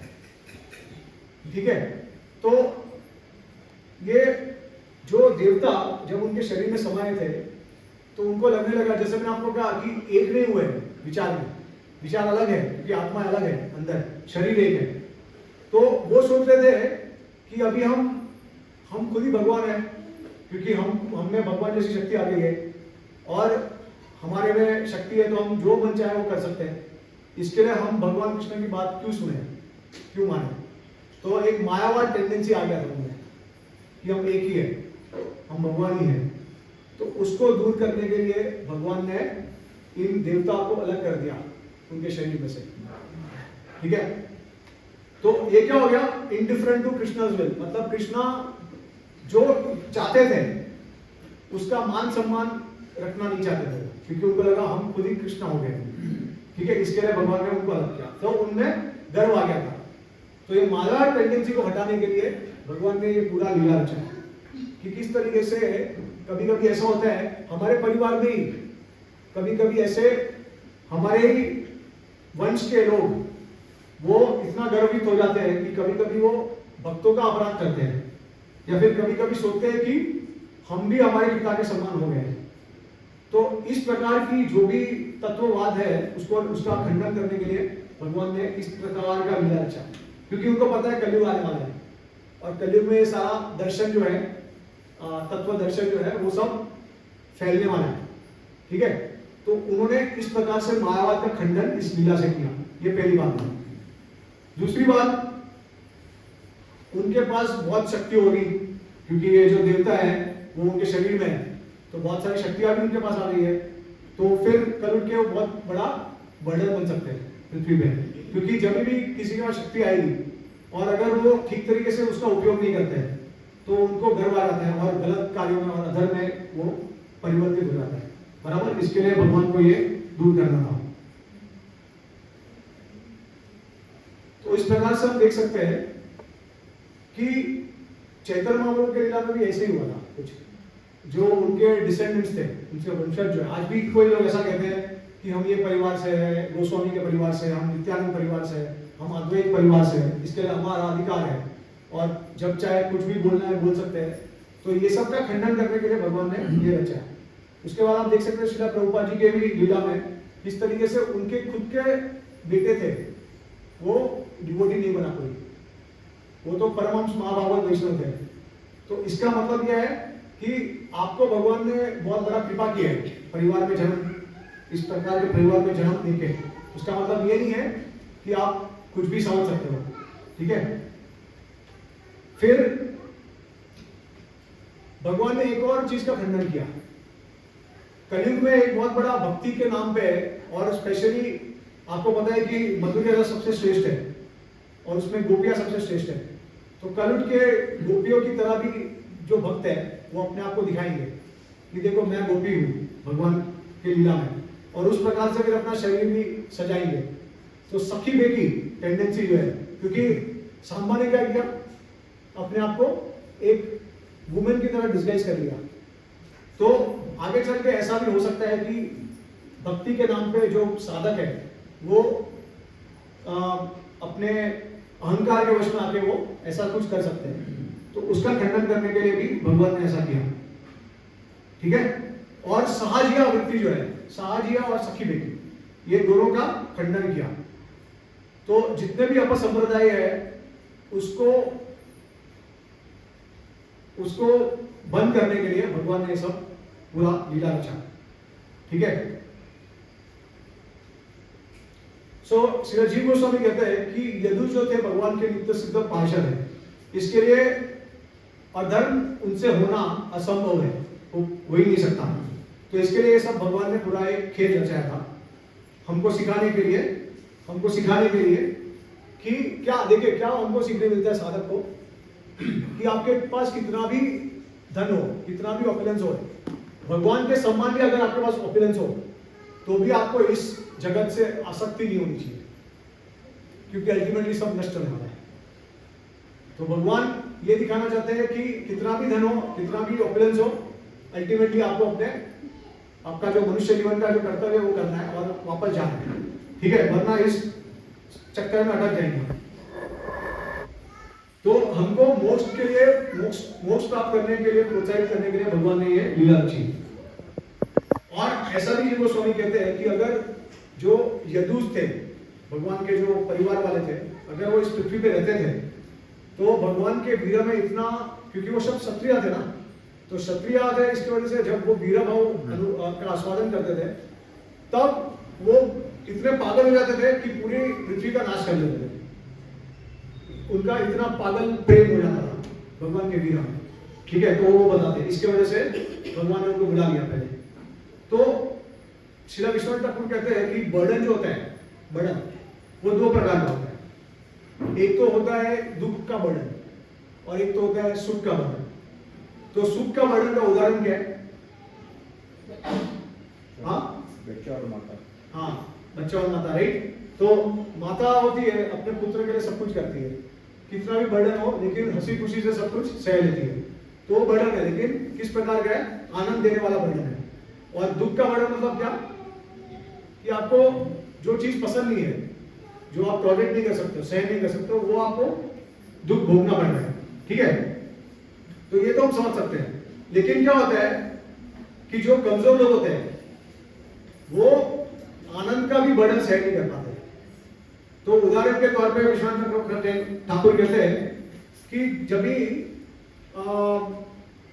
ध्रुव महाराज तपस्या करने गए थे मधुवन में, तो पृथ्वी जो थी वो भारी सहन नहीं कर पाई, क्योंकि इतना ऑस्टेरिटी और तप कर रहे थे ध्रुव महाराज, तो पूरा पृथ्वी जो है वो उथल पुथल हो रहा था। तो पृथ्वी जो है वो उसका भार सहन नहीं कर पा रही थी। और जब नरसिंहदेव भगवान आए थे तभी भी ऐसे ही हो गया था। ठीक है, तो हालांकि ये जो ध्रुव महाराज जो है भगवान के शुद्ध भक्त है और नरसिंहदेव भगवान है, तो वो आते हैं, वो कुछ करते हैं, तो आनंद का होना चाहिए बर्डन। लेकिन कभी कभी कमजोर लोग उतना सहन भी नहीं कर पाते। इसके लिए हालांकि यदुष जो है भगवान के शुद्ध भक्त है, लेकिन जब वो पागल हो जाते थे भगवान के प्रेम में, और तो उनके वजह से वो बर्डन को सहन नहीं कर पाते, पूरे पृथ्वी का नाश करते थे। तो श्रीला प्रभुपाद जी भगवान कृष्ण की लीला को बताया है एकदम वन लाइन में, पूरा एसेंस देते हैं। कहते हैं कि भगवान की लीला किस प्रकार है? एक सूर्य के प्रकार है, सूर्यास्त और सूर्य उदय की प्रकार है। तो भगवान कभी मरते नहीं, भगवान कभी जन्म भी नहीं लेते, ये सिर्फ उनका लीला है। तो उदाहरण के तौर पे सूर्य, तो अभी यहाँ पे सूर्यास्त है या सूर्य उदय है? सूर्यास्त, अंधेरा है। क्या ये अंधेरा सब जगह पे, पूरी पृथ्वी पे? नहीं। कहाँ पे है? तो सूर्य उदय हो रहा है, राइट। तो उसी प्रकार से भगवान की लीला एक दूसरे ब्रह्मांड में उनका प्रकट्य हो रहा है। ये ब्रह्मांड में भगवान की लीला समाप्त हो गई है, लेकिन किसी और ब्रह्मांड में भगवान की लीला अभी भी चल रही है। तो इसी प्रकार से भगवान अपनी लीला सूर्य उदय और सूर्यास्त, ये देखिए, ये हम यहाँ पे हैं, इसके लिए हम सोचते हैं कि ये सूर्यास्त हो गया। ठीक है, तो ये एक रिलेटिव कंसेप्ट है। हालांकि भगवान की लीला जो है वो सनातन रूप से चल रही है। श्रीला विश्वनाथ ठाकुर ये भी कहते हैं कि ब्रह्मांड में किसी के पास ऐसी शक्ति नहीं थी कि किसी यदु का कोई इंसल्ट भी कर सके, कोई सोच भी नहीं सकता। तो what to speak of cursing them and you know उनकी मृत्यु का कारण तो कोई सोच ही नहीं सकता है। तो इसके लिए भगवान का कारण क्या था कि जितने भी देवता थे उनको स्वर्ग लोक वापस पहुंचाना था, जितने भी विष्णु तत्व भगवान के शरीर में समा हुए थे उनको अपने अपने वैकुंठ धाम में भेजना था वापस, और अपने निजी पार्षद को उनके धाम में वापस ले जाना था।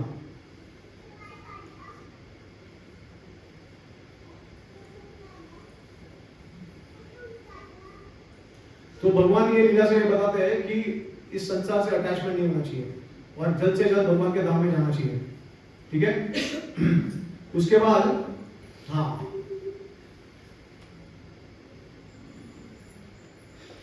जीव गोस्वामी कहते हैं कि अभी भी अगर आप द्वारका जाओगे तो वो कहते हैं कि even in modern age people who live near the site of original Dwarka sometimes they catch a glimpse of it in the ocean। Dwarka Dham दर्शन देता है अभी भी द्वारका वासी को कभी कभार, अभी भी मॉडर्न एज में। जिस प्रकार से वृंदावन में भी अगर आप जाओगे तो कभी कभी जो भगवान के एडवांस डिवोटीज है, शुद्ध भक्त है, उनको भी भगवान के साक्षात दर्शन होते हैं। ठीक है। तो उस प्रकार से द्वारका के दर्शन भी होते हैं अभी भी। तो वो कहते हैं कि अल्टीमेटली भगवान और उनके जो पार्षद है वो सब सनातन है, और जो इसको समझ सकता है, जो क्वालिफाइड है, तो वही उसको जान सकता है। अब देखिए एक और मैं आपको बताता हूं कि जब यदुवंश का नाश हुआ, बलराम जी चले गए, अंतर्धान हुए, तब भगवान ने क्या किया, उन्होंने अपना चतुर्भुज स्वरूप प्रकट किया और वो हंस रहे थे। अब मुझे एक बात बताइए, आपके परिवार में कितने लोग हैं? 4, 5, 10, 15, 560 मिलियन भगवान के परिवार में थे। उनका सबका नाश हो गया और भगवान चतुर्भुज प्रकट करके वो हंस रहे हैं उसके बाद। तो संभव ही नहीं है कि ऐसा कुछ घटना हुई थी। ठीक है। हाँ देखिए, अभी 30th चैप्टर 11 के 30th chapter verse number 5 Vishwanath Chakravarti बताता है। हाँ, अभी वो इसका पूरा रहस्य बताता है, ये ध्यान से सुनना। ठीक है। इसमें आपको सब कुछ पता चल जाएगा कि भगवान ने ये सब क्यों किया। तो देखिए अब भगवान सोचते हैं अपने मन में, कुरुक्षेत्र में मुझे काफी लोग मिलने आए, लेकिन एक स्पेशल व्यक्ति आया मिलने के लिए, उसका नाम था कली। ठीक है। और उसने क्या कहा कि वो मास्टर है, ओ प्रभु, मुझे कब जवाबदारी दोगे आप इस पृथ्वी को, मैं कब सेवा करूंगा। तो कली का सेवा क्या है? अधर्म की स्थापना करना। वो भी ऐसा समझता है कि मैं भी कुछ सेवा कर रहा हूं भगवान का। तो वो गए भगवान के पास और उन्होंने कहा कि मुझे आप चाप दे रहे हो। तो भगवान ने क्या कहा कि जब तक मैं हूं तब तक तुम्हारा कोई चांस नहीं है, भूल जाओ, लंबे लाइन में खड़े हो। ठीक है। जब मैं जाऊंगा तब देखता हूं। एनीवेज, भगवान ने क्या कहा कि जब मेरी लीला समाप्त होगी तब कली जो होगा वो पूरे पृथ्वी पे फैल जाएगा। However, during my present appearance, जब तक मैं हूं, तो धर्म किस प्रकार से हो गया है? अभी कलयुग में, द्वापर युग में कितने पैर धर्म के थे? 4। द्वापर युग 2, कलयुग में 1। तो भगवान कृष्ण क्या कहते हैं, जब तक मैं यहाँ पे हूं तब तक धर्म के 4 पैर हैं, सत्युग से भी। और वो कहते हैं कि सत्युग भी कुछ नहीं है इसके सामने, जब तक मैं हूं तब तक। सत्युग से भी अच्छा अभी पूरा जो एनवायरनमेंट है वो सत्युग से भी अच्छा है। ठीक है। तो अभी इस प्रकार के एनवायरनमेंट में कली आप कैसे सेवा कर सकते हो? ठीक है। तो उनको रुकना पड़ेगा। तो इसके लिए वो कहते हैं कि जब धर्म का एक पैर बचेगा तभी तुम आ सकते हो।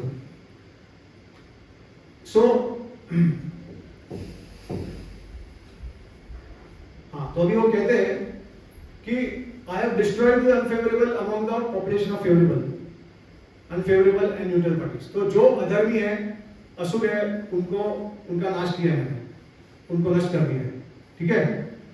तो अभी देखिए वो क्या कहता है कि अगर मैं वैकुंठ धाम पधार लूं, मैंने अगर सपोज मैं ये सब नहीं करूँ, ठीक है, जैसे जैसे भगवान ने ड्रामा किया, ठीक है, वो अगर वो नहीं करेंगे, और राम भगवान कैसे गए थे अपने धाम में? जल समाधि, हाँ, जल समाधि सरयू में प्रवेश किया, उन्होंने अपना वैकुंठ विष्णु स्वरूप दिखाया और सबको क्या किया, अयोध्यावासी उनके साथ चले गए और उसके बाद उनको दिखाया कि आप सब अयोध्या में आओ वापस गोलोक में, मतलब वैकुंठ के अयोध्या में आप सब जा रहे हो। तो अपने बॉडी में आए, अंदर पानी में डुबकी लगाए और बाहर निकले अपने स्वरूप में। तो तो जितने भी लोग देख रहे थे उनको बहुत इंस्पिरेशन आया कि अरे सबको मोक्ष मिल गया, सब वैकुंठ चले गए, तो हम भी अब भगवान की भक्ति करेंगे। तो त्रेता के बाद धर्म की स्थापना होती है और जो न्यूट्रल लोग होते हैं वो लोग धार्मिक बन जाते हैं, भगवान की भक्ति करते हैं। अगर ये भगवान ऐसा करते थे तो क्या होता था? कृष्ण भगवान भी अगर ऐसा करते थे तो क्या होता था? कलयुग नहीं होता था, ये वापस सत्युग हो जाता। तो धर्म को स्टाइफल करने के लिए ये सब खेल खेला हुआ है, ताकि आगे चल के मैं आपको और भी बताता हूं। तो वो क्या कहते हैं कि those who are already intensely favorable will increase their prema 100 times. Okay, मतलब अगर मैंने ऐसा किया तो जो लोग मेरे भक्त हैं वो और अपना भक्ति बढ़ा देंगे, जो लोग न्यूट्रल है वो भक्त बन जाएंगे और अनफेवरेबल है वो भी अप्रिशिएट करने लगेंगे, तो धर्मा इंक्रीज हो जाएगा। तो फिर कली आपका फिर क्या रोल बचेगा? तो भगवान को सबके ऊपर दया आती है, तो कली के ऊपर भी दया आ गई भगवान को। तो अब उन्होंने ये सोचा कि कौन सा तरीका अपनाऊं जिससे मैं अधर्म को फैला सकूं कलयुग में। अब देखिए, आप भगवान को मत ब्लेम करना, ऐसा मत कहना कि भाई भगवान ने अधर्म किए है क्योंकि भगवान चाहते थे इसके लिए ऐसा हुआ है। नहीं, भगवान क्यों ऐसा करते हैं? क्योंकि जीव चाहते हैं, जिन्होंने ऐसा कर्म किया होता है, उनके बहुत सारे जीवन में ऐसा पाप कर्म किया होता है, तो वो चाहते हैं कि हम भगवान को स्वीकार ना करें, हम भक्तों को परेशान करें, साधुओं को परेशान करें। उनकी वृत्ति ऐसी होती है, तो इसके लिए भगवान को फिर इस प्रकार का पूरा आयोजन करना पड़ता है। उनको कलयुग में लाने के लिए भगवान को इस प्रकार का ड्रामा करना पड़ता है, ठीक है। तो वो क्या कहते हैं कि I will remain as I do now in Dwarka with the Yadus who are my associates, but will become invisible to the eyes of material people. तो क्या हुआ एक्चुअली में फाइनली क्या हुआ कि भगवान उनके जितने भी पार्षद थे द्वारका से सब अंतर्धान हो गए, अदृश्य हो गए उनके असली स्वरूप में। और जैसे मैंने आपको कहा कि प्रभास में कौन गया था? देवता को भेज दिया था, लेकिन वो देवता को भी स्वर्ग की प्राप्ति हो गई थी, ठीक है। अब ये जो युद्ध जो है वो उन्होंने किसको दिखाया?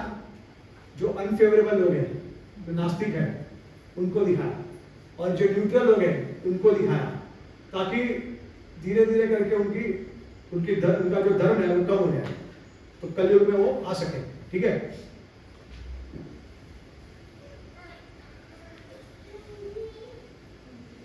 तो वो क्या कहते हैं? Making some fake forms, illusory forms for the eyes of ordinary people which appear to be Pradyum others. I will have the Devatas in those bodies go to Prabhas with the other inhabitants of Dwarka and have them drink wine.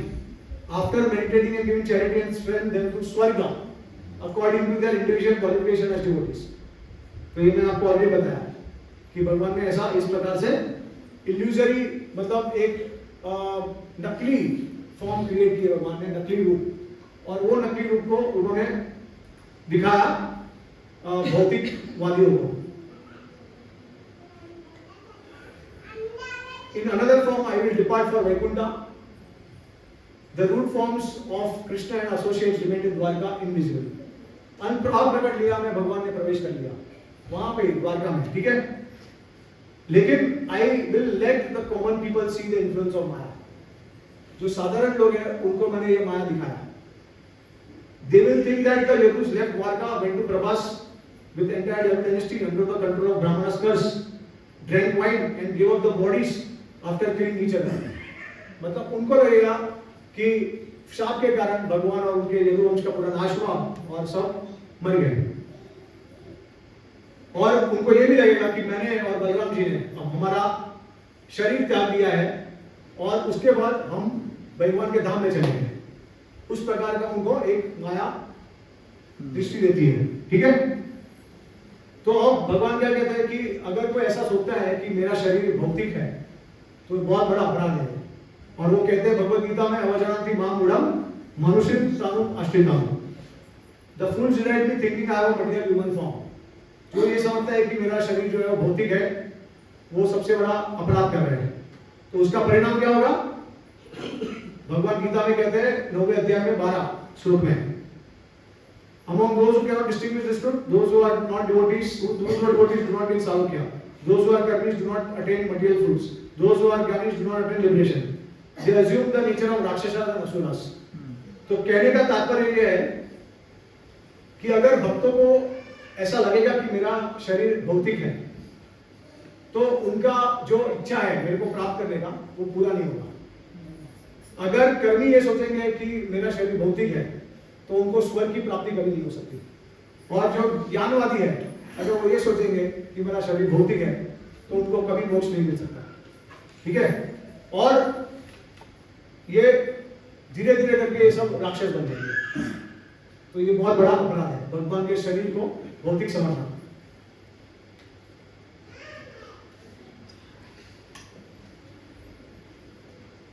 तो ये सब इस प्रकार का जब सोच फैल जाएगा लोगों में तब अपने आप एक ही पैर बचेगा धर्म का। तो फिर बाद में कलयुग शुरू हो सकता है, उसका सेवा शुरू हो सकता है यहाँ पे। तो जिस प्रकार से किसी को अगर जॉन्डिस हुआ रहता है तो उसको सब क्या दिखता है? पीला पीला। उसी प्रकार से जिन लोग ने अपराध किया होता है तो उनको सिर्फ भगवान की महामाया शक्ति दिखती है हर जगह पे, ठीक है। और वो भगवान के असली स्वरूप को पहचान नहीं सकते।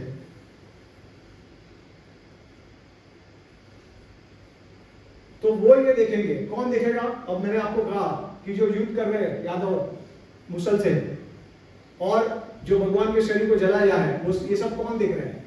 ये सब ये लोग देख रहे हैं जो भगवान के शरीर को भौतिक मानते हैं। उनको भगवान ने ये दिखाया पूरा, ठीक है।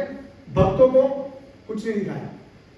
उनको पता है कि भगवान का शरीर आध्यात्मिक है, इसके लिए उनको कोई फर्क ही नहीं पड़ता है। जो जिसके पास तत्व ज्ञान है महाजन से उनको कोई किसी प्रकार का संशय नहीं हो सकता। अब भगवान ने क्या किया देखिए, उसमें सुखदेव गोस्वामी ये भी कहते हैं कि अर्जुन वहां पे मौजूद थे जब ये फ्यूनरल सेरेमनी हुआ था। तो भगवान ने अर्जुन को भी दिखाया है, मतलब अर्जुन को शामिल किया इस लीला में, ठीक है। और उसके बाद भगवान ये कहते हैं कि जो ऋषि है जैसे वैशंपायन है, पराशर है, वो भी इसके बारे में उनके आगे चल के उनके शास्त्रों में वर्णन करेंगे। मेरी इच्छा से अर्जुन ने देखा, मेरी इच्छा से ये लोग करेंगे। और फिर भगवान क्या कहते हैं, अब देखिए बहुत इंटरेस्टिंग है। भगवान शिव मेरे भक्त कलयुग में जन्म लेंगे और क्या बन के आएंगे? श्रीपद शंकराचार्य। और वो मायावाद का ज्ञान फैलाएंगे और वो कहेंगे कि मेरा शरीर जो है वो भौतिक है। समझे आप? तो एक तीर से हजारों शिकार करते हैं भगवान पे तीर छोड़ते हैं तो उसमें बहुत सारे कारण होते हैं, हमको समझ में नहीं आता है क्योंकि हम हमेशा एक ही जीवन के पर्सपेक्टिव से देखते हैं। लेकिन भगवान को करोड़ों जीव का करोड़ों, उनको पास्ट भी पता है, उनको फ्यूचर भी पता है, उनको प्रेजेंट भी पता है। क्यों? क्योंकि भगवान के लिए सब कुछ प्रेजेंट है। उनके लिए कोई पास्ट नहीं है, कोई फ्यूचर नहीं है, सब कुछ भगवान के लिए प्रेजेंट है। क्योंकि भगवान के धाम में समय नहीं है, समय नहीं होता, टाइम नहीं होता। मतलब मैं ये नहीं बोल रहा हूं भगवान के पास समय नहीं होता, मैं बोल रहा हूं समय नहीं होता, वो उस लोक में समय ही नहीं है। तो क्या पास्ट क्या फ्यूचर है ना? सब कुछ भगवान के लिए प्रेजेंट होता है। तो हमारे लिए जो फ्यूचर है वो भगवान के लिए प्रेजेंट है। तो भगवान को इसके लिए सब कुछ पता होता है, फ्यूचर भी पता होता है, ठीक है। तो हाँ, तो वो कहे कि शंकराचार्य आएंगे और वेदांत सूत्र के ऊपर कमेंट्री देंगे और वो उसका प्रभाव आगे चल के बढ़ाएंगे। जो पर्सन जो लोग के पास बुद्धि नहीं है वो लोग इस कमेंट्री को पढ़ेंगे, ऐसा भगवान कृष्ण सोचते हैं।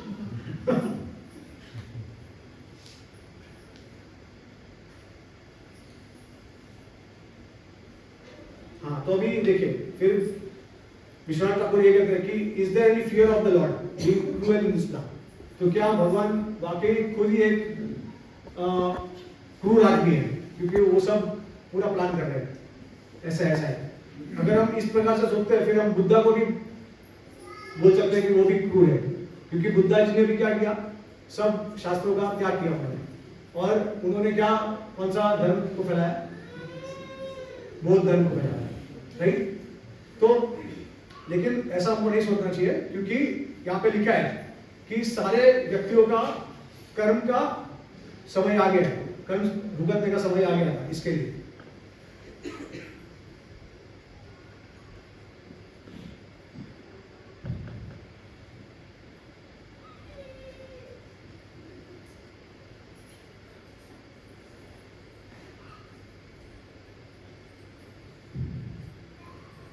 ओके, तो जिनकी आंखें माया से प्रभावित है, भगवान की महामाया से, जो लोग मटेरियलिस्टिक है, भौतिक इंद्रियों में इच्छा करने की उनके पास मतलब भौतिक जीवन जीने की इच्छा होती है, आनंद प्राप्त करने की, सुख प्राप्त करने की इच्छा होती है, और जो लोग कर्मकांड का तत्व को अपनाते हैं, तो वो सब भगवान की माया से प्रभावित हो जाते हैं।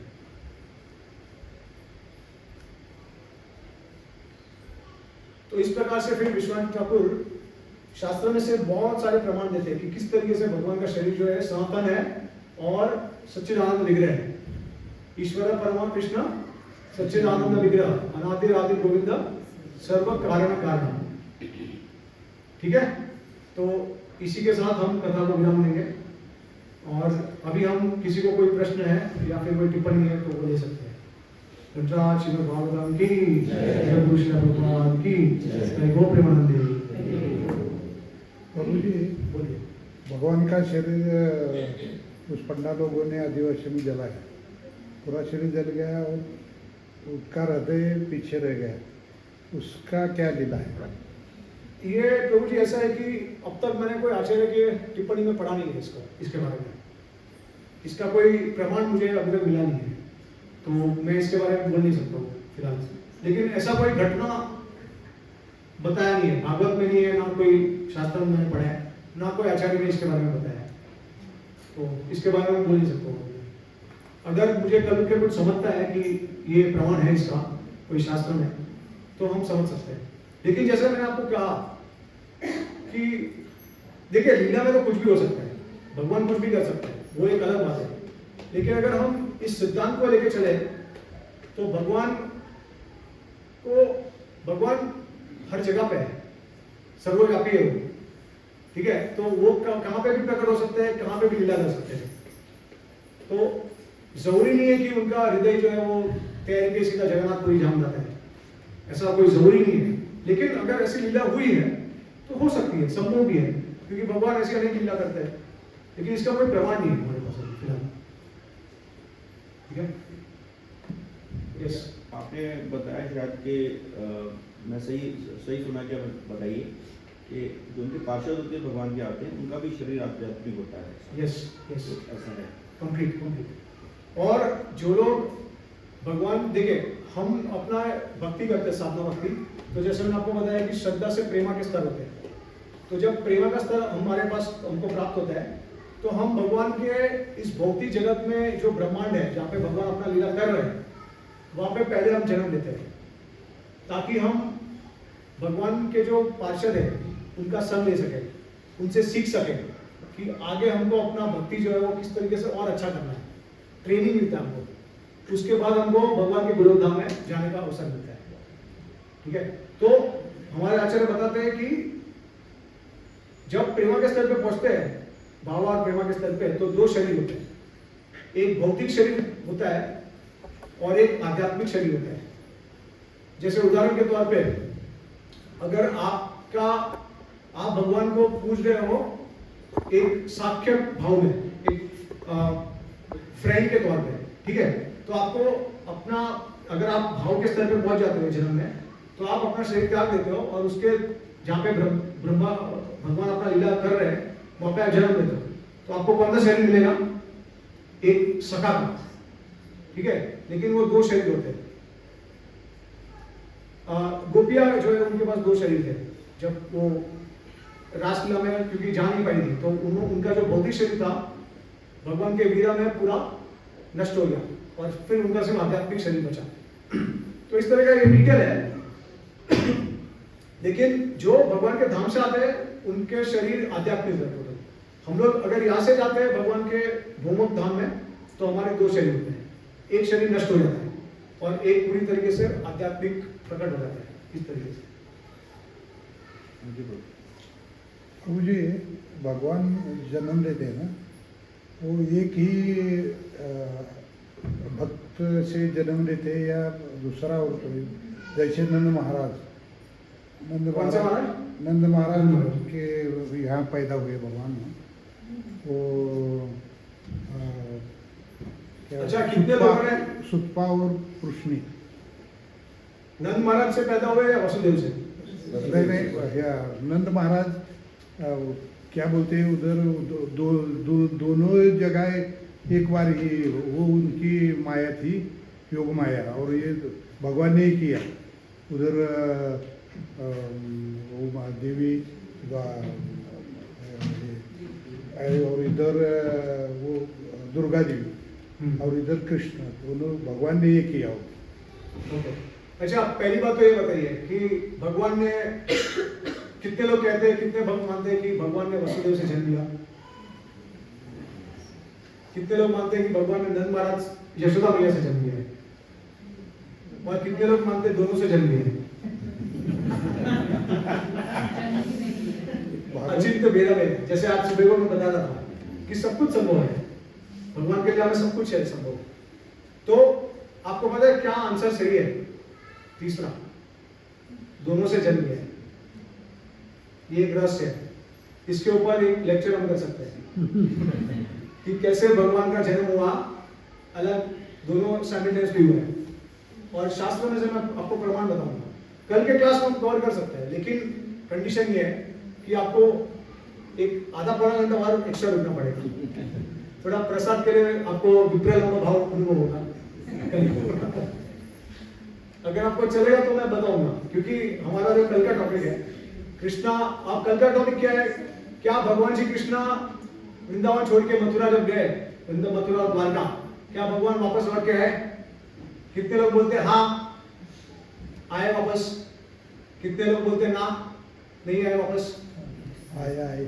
कितने? और देखिए मैं आपको बताता हूँ, गौड़िया वैष्णव सिद्धांत में 3 ऑप्शन होते हैं, 2 नहीं होते हैं, हाँ ना और हाँ ना दोनों, ठीक है। तो ये दोनों ही हुआ, ये दोनों ही हुआ, तो ये भी मैं आपको बताऊंगा।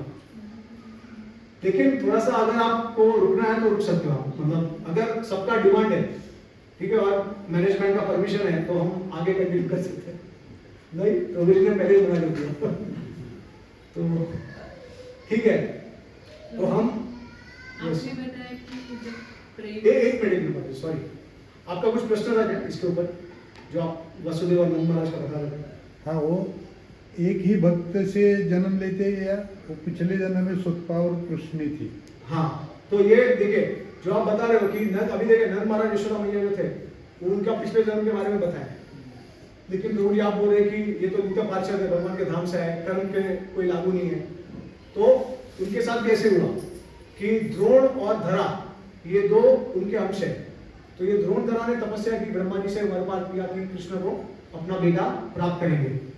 तो जब ब्रह्मा जी ने उनको बोला तथास्तु करके, तो जब नंद महाराज और यशोदा मैया गोलोक से आए तो ये दोनों द्रोण और धरा उनके शरीर में समा गए, ठीक है। तो उस तरीके से, और हमारे आचार्य बताते हैं कि ये दोनों अंश है। अंश का मतलब क्या है कि उनका ही भाग है, ऐसा नहीं कि अलग जीव है।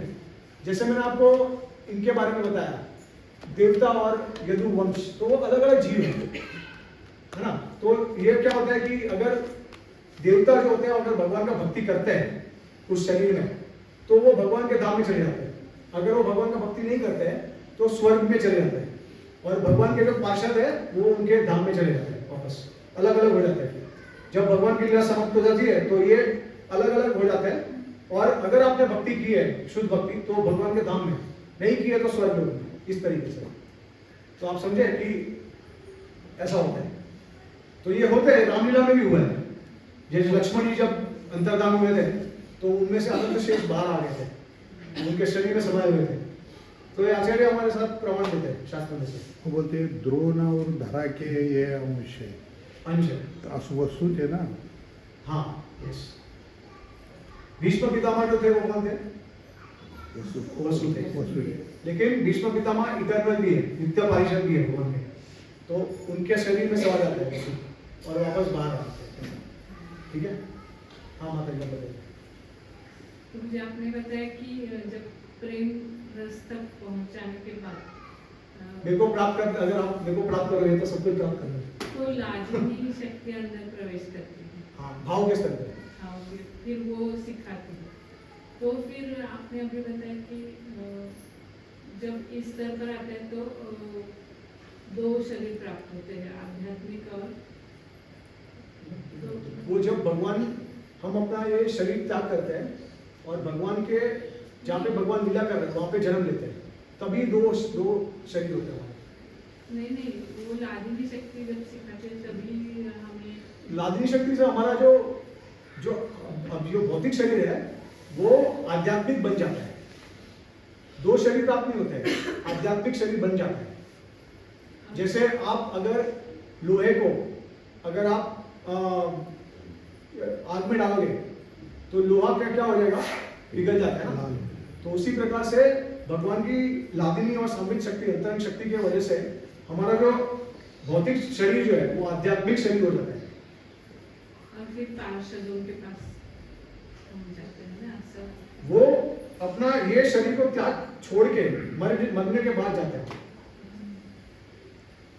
उसके बाद जहाँ पे भगवान कृष्णा एक ब्रह्मांड में अपना लीला करते हैं वहां पे जाते हैं। फिर गोपियां जो होती है उनके पास 2 शरीर होते हैं, उस प्रकार से। और कोई किसी को प्रश्न है?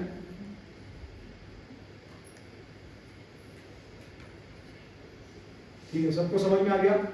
कल टेस्ट होगा और जो उसमें पास होगा उसको सबसे बड़ा महाप्रसाद मिलेगा। तो ठीक है, थैंक यू सो मच, धन्यवाद सभी को कि आपने इतना कीमती समय निकाला और इतना समय तक आप सुनते रहे। आई होप कि आपको काफी कुछ समझ में आया है।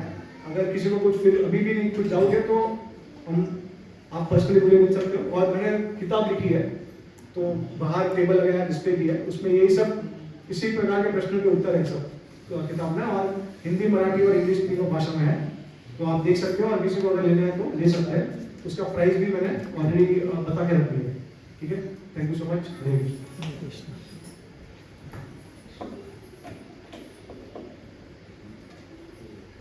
हरे कृष्णा।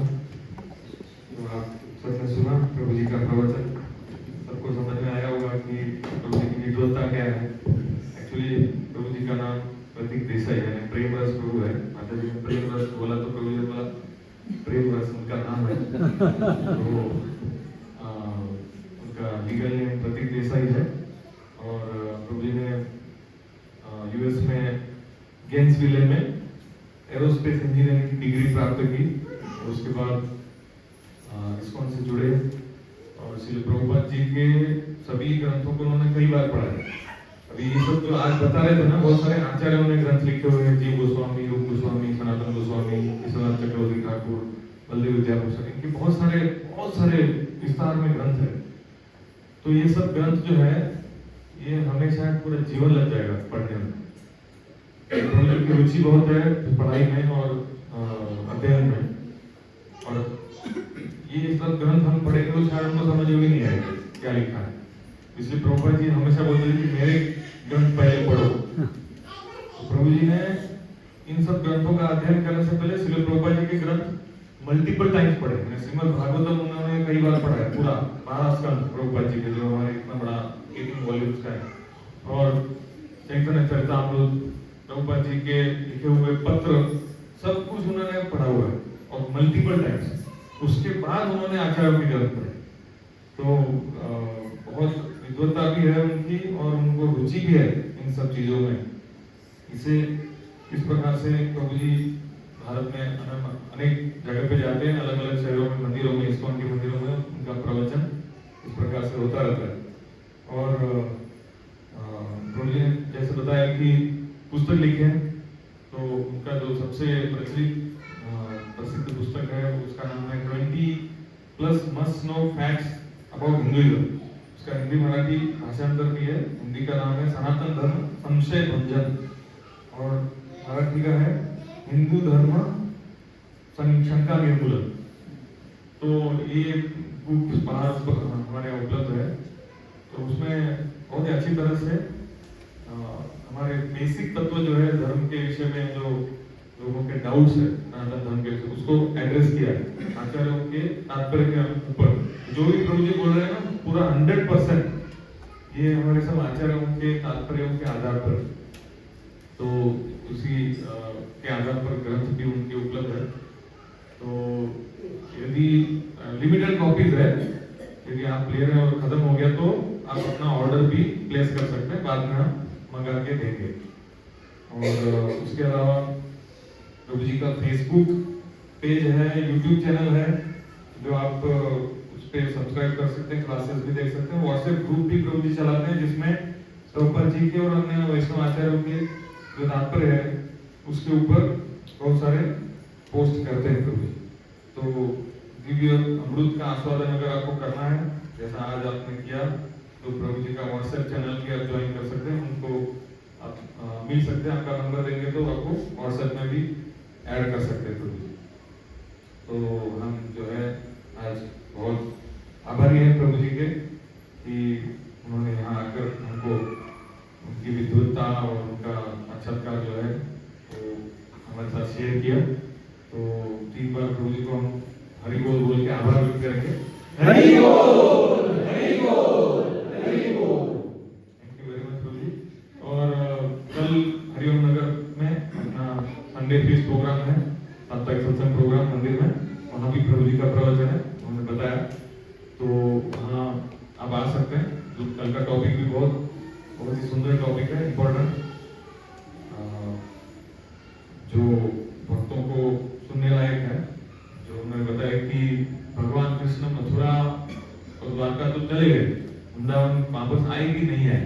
तो जनरली माना जाता है कि भगवान ने कभी वृंदावन में वापस प्रवेश नहीं किया और सदा के लिए जो ब्रजवासी अपने विरह में उन्होंने भक्ति की।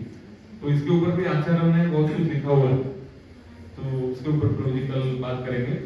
बहुत ही इंटरेस्टिंग टॉपिक है, तो आप उसका भी लाभ ले सकते हैं। अगर आप कल सब आएंगे कथा में, तो एक गारंटी मैं दे सकता हूँ कि वृंदावन भले वापस आए ना आए, लेकिन कल कोल्हापुर में इस्कॉन मंदिर में जरूर रहेंगे। हरि बोल, हरि बोल। यस, तो भगवान अपने भक्तों की वाणी से प्रकट होते हैं, अपनी लीला में, अपनी कथा में। यत्र गायन्ति मत भक्ता तत्र तिष्ठामि। तो प्रभु जी अपनी वाणी से, कथा से भगवान को प्रकट करेंगे वहां पे। तो अब उसका भगवान का दर्शन करने के लिए जरूर आए हरिओम नगर। थैंक यू, हरे कृष्णा। तो अभी थोड़ा लेट हुआ है, तो क्या करें, कीर्तन करें या 5 मिनट कीर्तन करेंगे, उसके बाद हरे कृष्ण।